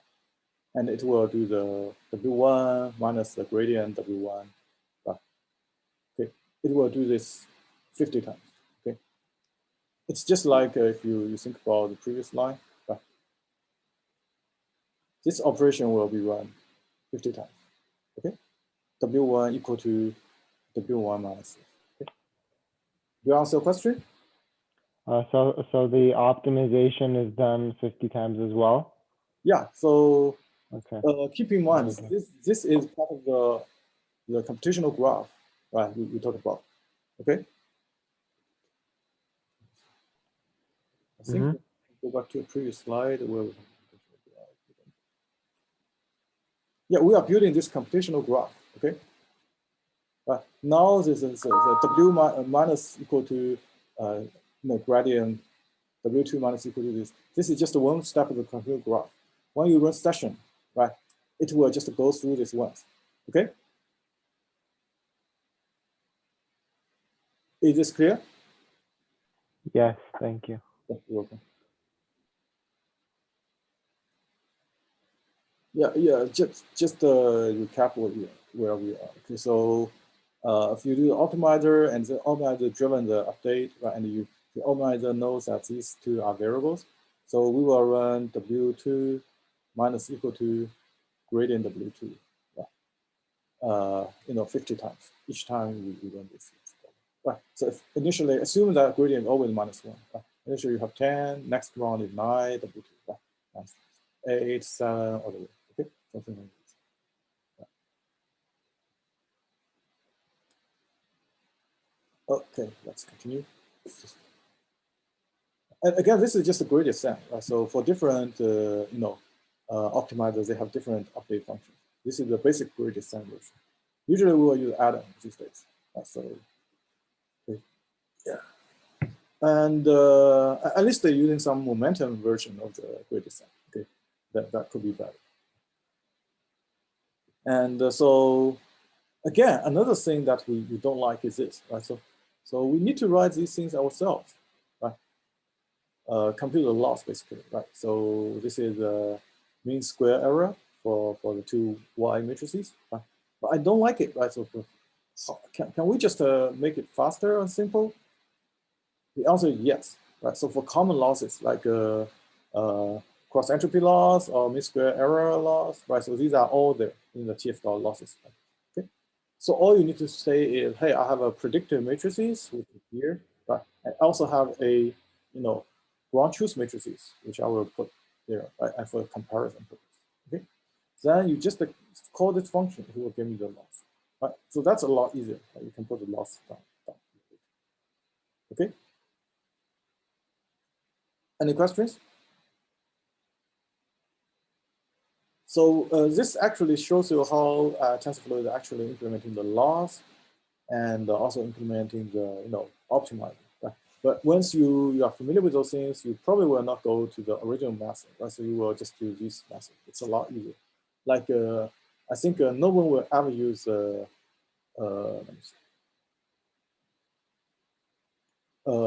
W1.assign function. Okay? Usually, unless you are implementing a new optimizer, right? You need to know these functions. Okay.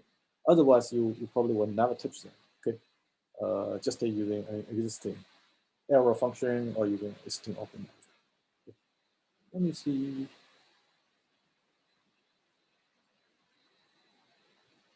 Oh, I have a question here. On slide 52, what is it? 52. Yes, this is this doesn't change much because this is already go to 0, right? If the difference is already 0 for the loss, right? So you have a y and a y predict how different they are. Right? If it's already 0, then not much to reduce. Okay, but in real life we can reduce to something above 0, but overall it will converge. Right? It will do something like this, but probably you want to stop here. Okay? There's an overfit period, right? If you continue train, it will increase. Okay. But these are the more machine learning related stuff. I think for this course, you don't care about that too much. Okay. I think if you study deep learning or my machine learning course next semester, you will find this. Okay. Actually, yeah, real-time times is enough for this case. Okay, so this is a toy example. So you just put a 50 here. Right? You can just put a 20 or maybe 10. You cannot see clearly, right? 15, it's pretty clear. Okay, so usually you will, how to say, in TensorFlow, actually there's a callback function. Okay, if you there's a callback functionality. Say, hey, if I don't improve, right? I don't improve after 3 iterations. I just stop. I can stop early, then it's 50. Okay. Here we are using some naive method to show concession. There's some callback function that can achieve those goals. Okay. Yeah. So again, I think I probably have that video link there. Let me see.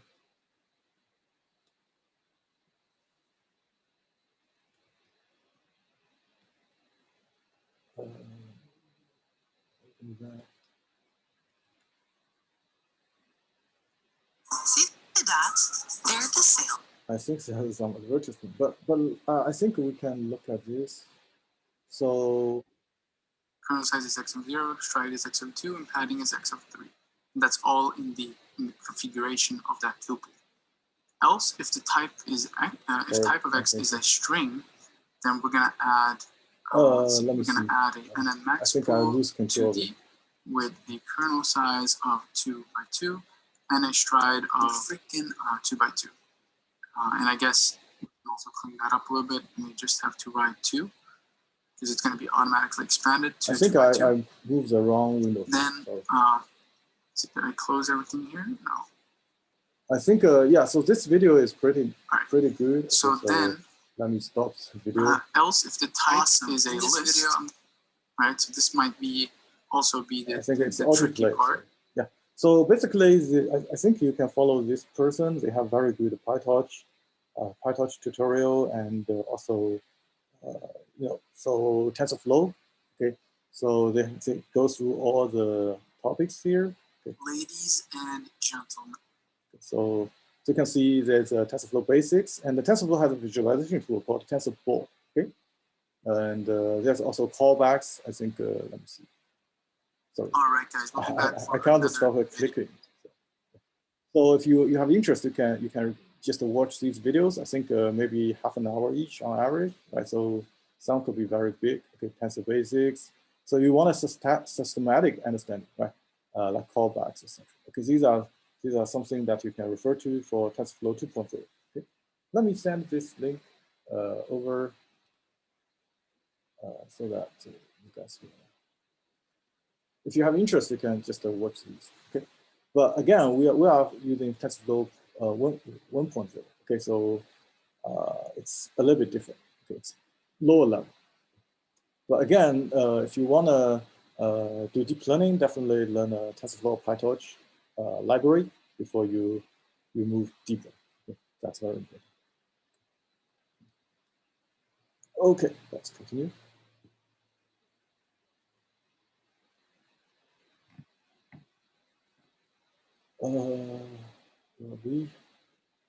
Yeah, so we can also have a loss function, right? So these days, if you use Keras, you just call the model.compile, and you put the optimizer, you put the loss function, and those metrics you want to report, like accuracy, etc. Okay. but they are down there implementing TensorFlow in the same way. Okay. Again, so that video will help you if you want to go deep learning, but for this assignment, it may not be that helpful, okay, because we are in a really low level. That one is really high level. Okay. And because we are doing classification, right? We have 10 digits, right? So we are not doing mean square. Okay, we are using the cross entropy loss that we described earlier. Okay. And don't worry again. So just to follow the assignment, GPNovo 5. Okay, 98% of the code are already there for you. So you just study them step by step and try, because it's an interactive environment, right?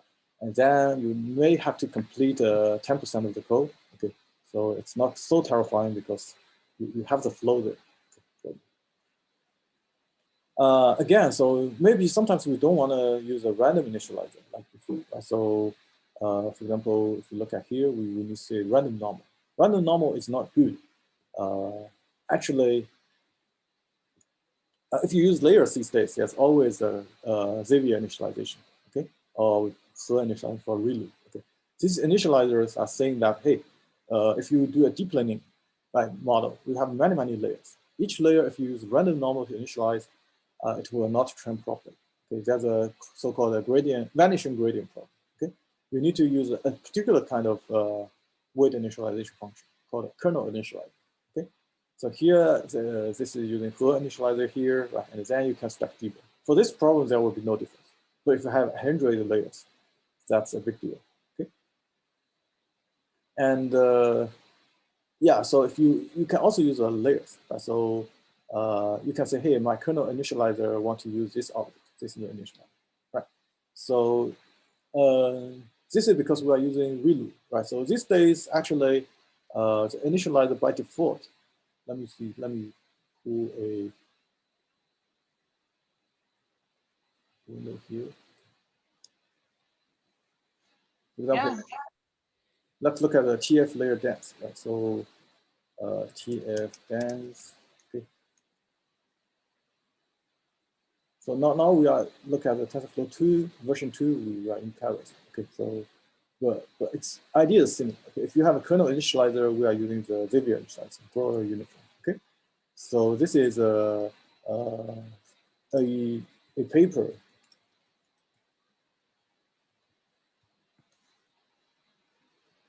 that studies if I think this is not to the paper, right? So there's a vanishing gradient if you with the vanishing.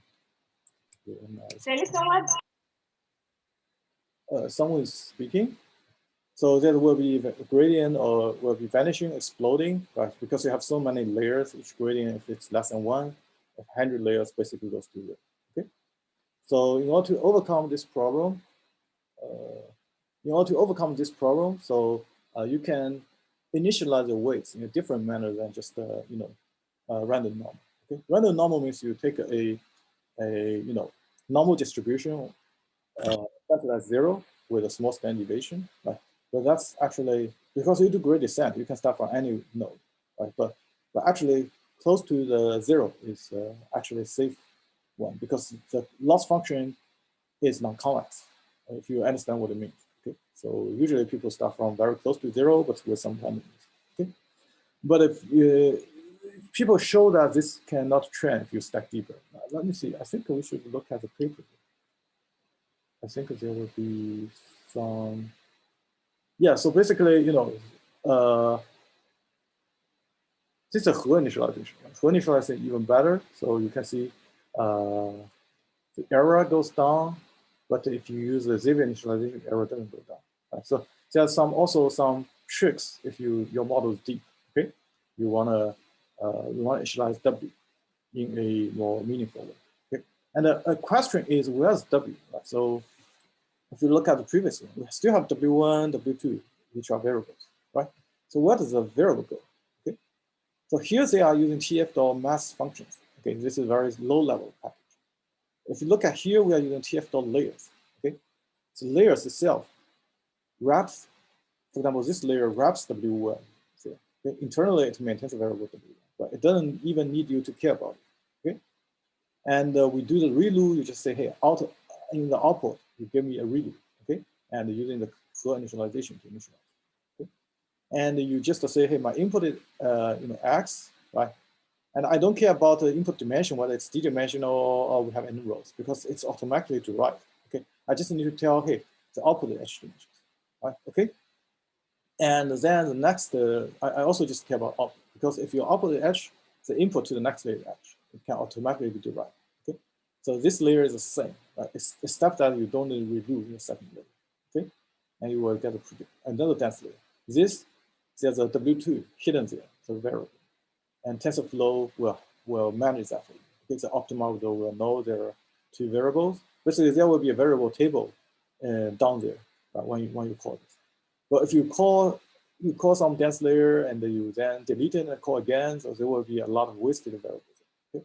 You can clear that using another TensorFlow function. I don't remember what is that function, but there's some side effect. Okay. So yeah, so now the flow initializer is a default initializer, okay, like this. Okay, you don't even need to specify. So yeah, so a question is, here's a question for you guys. Okay, optimize or minimize. That's this operation. What does this operation saves us?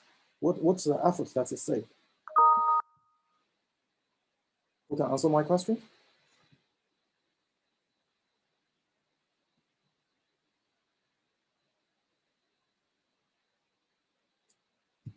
Okay, so there are two parts, right? So firstly, you don't need to call the TF the gradient to take the gradient, right? Okay, it will know that now I have the optimizer. Of course, I need to take the gradient first and then get the gradient and update the weights, okay? And so the gradient and the weight update is two steps, right? You don't need to care about it. Optimizer will handle these steps, okay? So let's take a look at the optimizers, okay? TensorFlow optimizer.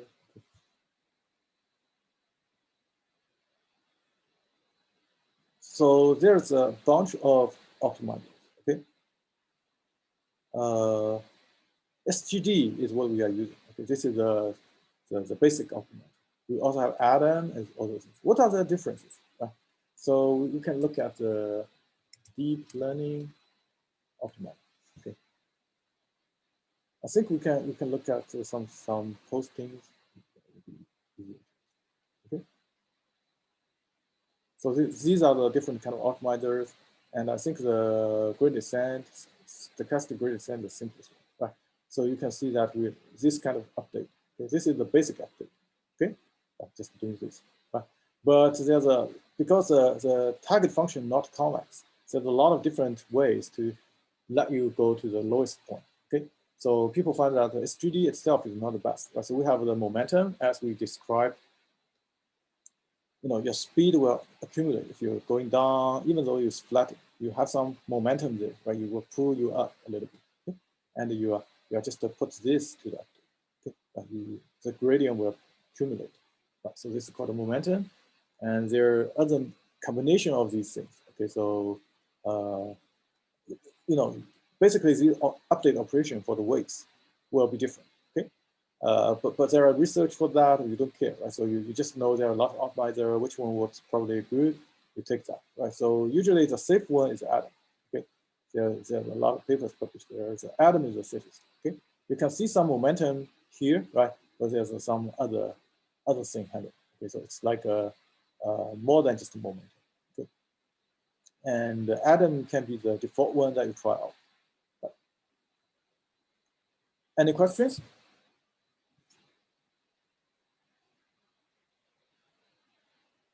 Okay, if not, let's continue. So now let's go back to our project. Okay. So what will happen is that you will have an invariant object recording all your variables or your input. Okay. And so initially we will have images coming in. Okay. We know that it's a image data set. It's 28 by 28. Okay, and you have some digits. And we will have a channel of size 1 because it's a gray scale, right? But always you will have a scale, okay? Because whenever you go to CNN, it's always three-dimensional, right? So even though this is one-dimensional, you have that dimension, Okay, if you don't have that dimension, you need to expand dimension. Right? So there's a so because the input to your convolution function takes 3 dimensions, so you have a you have some functions to handle that. That's a T, F, expand, bins. Okay, so again, those functions, if you want to get familiar with them, you need to watch that video. Right? So it's just like when you learn a new programming language. So you need to know what's there, and then you can use it. Okay, so we will have a bunch of images as a mini batch coming in, right? So we don't train all the data, right? We will sample a small mini batch and come to our CNN models, okay? And usually, so that's always you have a tensor where the first dimension is null. Null means wildcard, right? So when you actually run the session run, you can have different mini batch size. Right? The others are true size, maybe 28, 28, 1. Okay. All right, so let's continue. So each image will get into the CNN model, right, of the shape like this. Right? This is a wildcard, right? So if your input is any size, this will let you pass. Okay, if your input size for the image, right, is not a 28, you have a 25, then it will not like that. So this is like the wildcard. This is usually the batch size. Okay, and then you will get the CNN. And remember, our last layer is a dense layer, right, which get a vector out of each image, okay? Right. And the dense layer is like this, right? It usually gives you a score for each class, right? And then you need to take a softmax, right? And to make it a probability vector like this. And then you do the cross entropy loss, right? To the ground truth one-hot encoding, okay? So if you look at the values here, they are called the logics, okay? Because they can go from negative infinity to positive infinity. Right? These are linear functions, okay, in the product, okay. And so softmax will then normalize them into all positive values and sum up to 1. Okay? So here, let's take a look at what we do. Right? So for example, for each image, we go, each image in our mini batch goes through the model. Right? The model assume is already trained. Okay? Maybe we'll have a segment code for you to train the model first, then the model fixed. And then we will go, for example, this batch, right? So after that, we will have the log vector, which is the output of the last density, okay? And then probably we'll also do a softmax to get the probability vector, okay? All these have length 10 because we only have 10 classes. Right? So we have a one-hot encoding of, for example, if it's digit 0, it will be 1, 0, 0, 0, 0, okay? Then we can compare, right? It sounds like this, and this is a mini batch, so each will go here, and this will go here, and this will go. Right.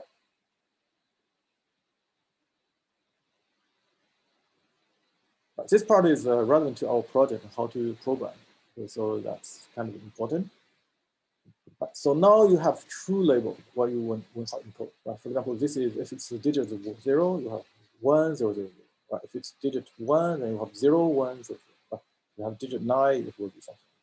And this is your probability vector. You will compute the cross entropy. Okay.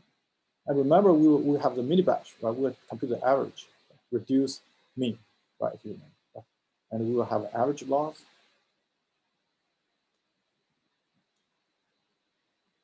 Okay, so this average loss will be assigned to a variable. Right? So how to do that? We use TensorFlow functions. Okay, and in the meanwhile, we also have an accuracy. So what's the difference? Loss is for you to do backpropagation. Right? You need a continuous function, so you can take gradient. Accuracy is more like for report. So you know, hey, how accurate my current prediction is, right, in the current step, whether it's dropping or improving. Okay? So accuracy computation will be even easier. We will see in the next slide. But here is an example. Actually, this is part of the code that you will see in your Jupyter Notebook file. Okay? Assuming that you already have this model with a lot of layers already, right? So finally, again, you will write this model. Okay? You will see it's written for you. Okay? And finally, it will return the logits and the white bar. Right? White bar is again, what is white bar? White bar may be the let me see. Yeah, so here you can see we have a Y and a Y bar. Right? So I kind of forget, Y is the ground truth. Okay, you have a ground truth, it's a 0, digit 0, then it should be one hot encoded into 10000. Okay, Okay, a lot of zeros. Okay, and y bar will be the let me see. Y bar probably is logit. Okay, so this is maybe the, but I think there's some difference here. So maybe y bar is after taking softmax, okay? Because logit is not taking softmax. This is after taking softmax, okay? Then you will have some probability factor. Maybe this is 90%, this is 1%, 0.001, and a very small values, okay? And then you want to, so accuracies can be like this, okay? If you think about the class you want to take, right, of course you will pick the most likely class. So that's why you will take argmax, okay, TF for argmax. Argmax is giving you the index, right? So the index is 0, 1, 2, etc. Right? And you find the index that maximizes this value. Right? This is of course smaller. So you will get 0 here, and here the ground truth if you take max also 0, right? And it's correct. Okay, so you will compute whether they are equal. Right? If another prediction is these are all very small values, suddenly this is 0, right? Then argmax may be 6, and this argmax is 0, so they are different. But this is wrong. So we are computing equal, and this here equal will tell you a count of how many are correct, how many are counted, right? How many are equal in these two y and softmax and the Boha encoding, okay? Right, for all the mini batches, right? So you have a lot of images, each has 2. Okay? And then, so this count I think will be used, right? So casting to a floating number, so you don't want to just be integer, right? And then takes a reduced mean. Reduced mean, you will divide it by how many images you have in the mini batch. That's 128, right? And altogether you have 70 as a, as correct. Right? Your predicted argmax is the same. Okay, right? So then this is the accuracy. Okay, so you can see that accuracy is using argmax of these two vectors. Right? So let me go back to there. So one vector is you take argmax of this, right? Of course it will be 0. Green bar is minus. Another is your ground truth small encoding. Maybe this is 1, 0, 0. Right? So the argmax, others are small. Right? So then they are equal. They are correct. Okay. If your ground truth is maybe 9, right? And then this is incorrect because argmax is 9. This argmax is 0. Okay. So we don't really care about how large the bar is. We just care about the max, whether the max is the same as the ground truth.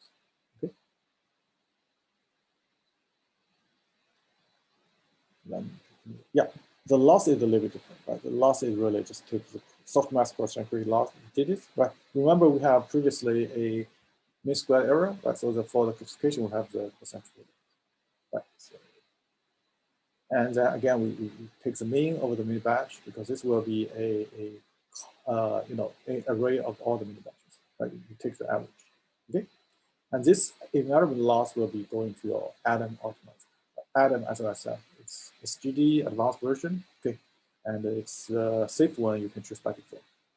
And we know that the optimizer will return you a trend op, which is what you want to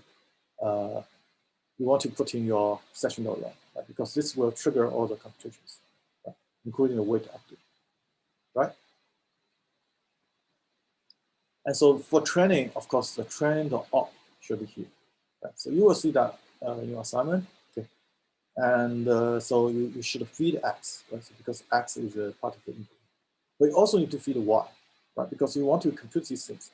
You don't know which ground truth is correct or not. You don't know how far away you are from the truth, right? And whether you are accurate. Okay. And for evaluation, right? So for evaluation, what do we need? For evaluation, I think we still need X. We still need Y, right? Because we need to know whether they are true or correct or not, what's the accuracy. But we don't need to do backpropagation, right? Because we just need to know how accurate we are. Right? So we don't need the backpropagation, okay? Right? Because we are not updating anything. So we don't need to put trend up here, right? Okay. Instead, we just put maybe the loss. Okay. And for prediction, right? So for prediction, what do we need to do, right? So remember, Y bar is actually, y-bar is not taking softmax. Okay, it's a before softmax, right? But after softmax, before softmax is the same. Right? Your value is the largest before softmax. After taking softmax, still the largest. Right? So you can even save the softmax step. You just take argument over the y-bar before softmax. Okay. And here you can see that so if you wanted to predict, do you need this step? You don't, right? So usually you only see how accurate you are, right? So you give a ground truth, okay, true label.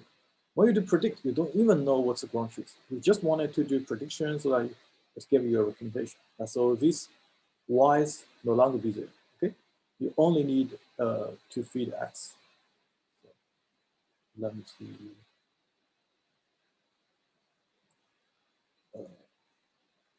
You only need to feed x. Okay? You don't need y. Okay, so this means that we only need x here. Right? And where do you run to? Right? Do you need to run these laws accuracy? No, you don't need. Okay? You just run all the way to here. That's it. Right? You just need y-bar. And the prediction will be just the maximum, argmax, right? So if let's say 0 is 1%, right? And 6 is 2%, 9 is 90%. Right? I will take 90, okay? Or 9, digit 9, because it's the argmax. Okay? Right? That's all you need. Right? So this y-bar will be put here instead of the loss, okay? Because we don't need any accuracy or backpropagation. Right? If you need accuracy, you also need to put accuracy in the previous example. But finally, keep in mind, what's the purpose of our project, right? Our purpose of the project is to not, the variable is not W anymore. Our purpose is to take derivative X, right? So we can compute the noise incremental X, okay? That we need to add the noise to the original image. Or if it's an iterative, we add the noise bit by bit, okay? Right. So if that's the case, previously maybe we are training this model. Now we want to attack this model, right? So how can we do that? Right? So we need to do this, you see? So TF gradient the loss, instead of taking derivative the variables that we see before, we need to take a variable to X, okay? Take a variable to X. So this actually, let me, because we were pretty much at the end, so let me go back to some previous slides and you understand that, okay? For example, if we go back here, now probably we're computing this, right?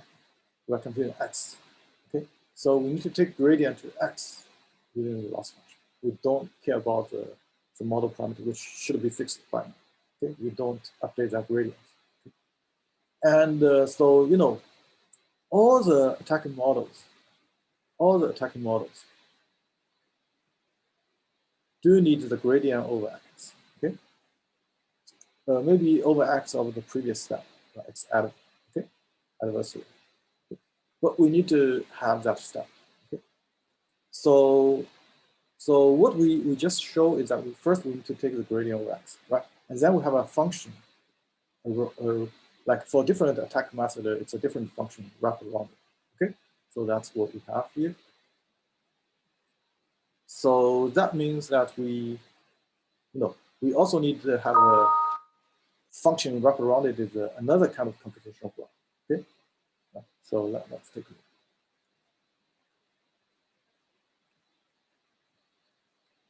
Yeah, so firstly, we need to take a gradient from loss to X, right? After that, we need to get into some attacking model, right? So attacking model needs a gradient, right? And after that, we will assign to the new image, which is this image, okay? So that's another computation path, right? So let me mark it out. That's another computation path, right? It's unlike the model training, right? It's a different path, right? So now if we are doing perturbation, we show perturbation, right? So actually what do we do, right? So if you have a mini batch of 10 images, right? You also want to generate an adversarial image for each of the image in the mini batch, right? So you operate also a mini batch, right? So what you need to put there, right? So of course you need to put it here, right? So you want to drive this computation all the way to here, okay? And these are the attacking model. Of course, you have a gradient, yes. Okay. And what you feed in the dictionary, so you need to feed the dictionary of X, okay? But how about Y? How about Y? There are two possibilities. One is target attack, right? If target attack, you need to put the Y target you want, okay? Right, so because the attacking model will take Y target, if you remember, right? If it's an untargeted model, you need to give the true label there so that the loss function can push you away from the true label. Okay? So depending on the target or untargeted model, the Y here will be different, but the X is also needed, okay? And then you will run this path. So you need to add, and you will run this repeatedly if it's a curative model, okay, session.run. Right. So you will see the whole process in the assignment, Jupyter Notebook file anyway. And so, yeah, so this is also, okay? So these are the information, and actually what we really ask you to do is understanding those logic and steps and know where you're putting these two question marks, okay? This is the main goal of this assignment. And in the meanwhile, you familiarize with some other. Okay, these are some recommended readings on the attacks. If you have interest, you can take a look, okay? But if you don't have interest, you can skip this, right? So again, you don't have to implement all the attacking models. There's a Clever Hands library. If you really want to use these attacks, so you can use this library. It implements all the mainstream attacking models. I think. Right, so Jasmer and these are the demo tutorials, right, how you can use that library. But I think they implement a lot of things. I think you see the authors. I think they probably implement more than 10 attacking models. I don't know. Yeah, so if you have interest, you can explore a little bit this library if you want to use it for attacking. Right, so yeah, so this is if you want to use it, you will use it. Right? But for practice, you will use our Jupyter file to complete that. Okay, so that's pretty much for this lecture and for this assignment. And any questions regarding this assignment?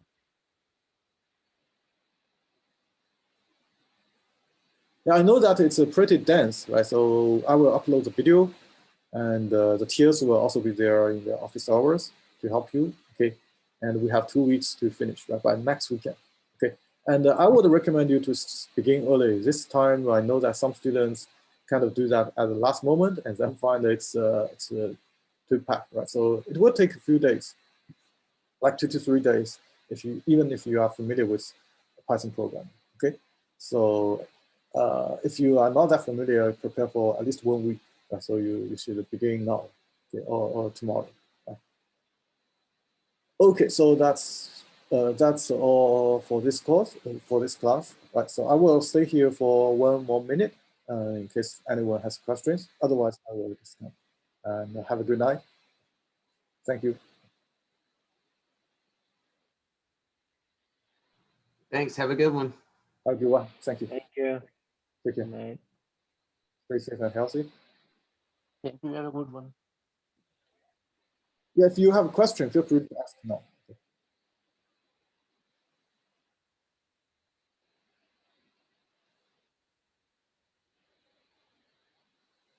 Okay, if you have no question, I will just disconnect. And if you want to find me, please feel free to send me.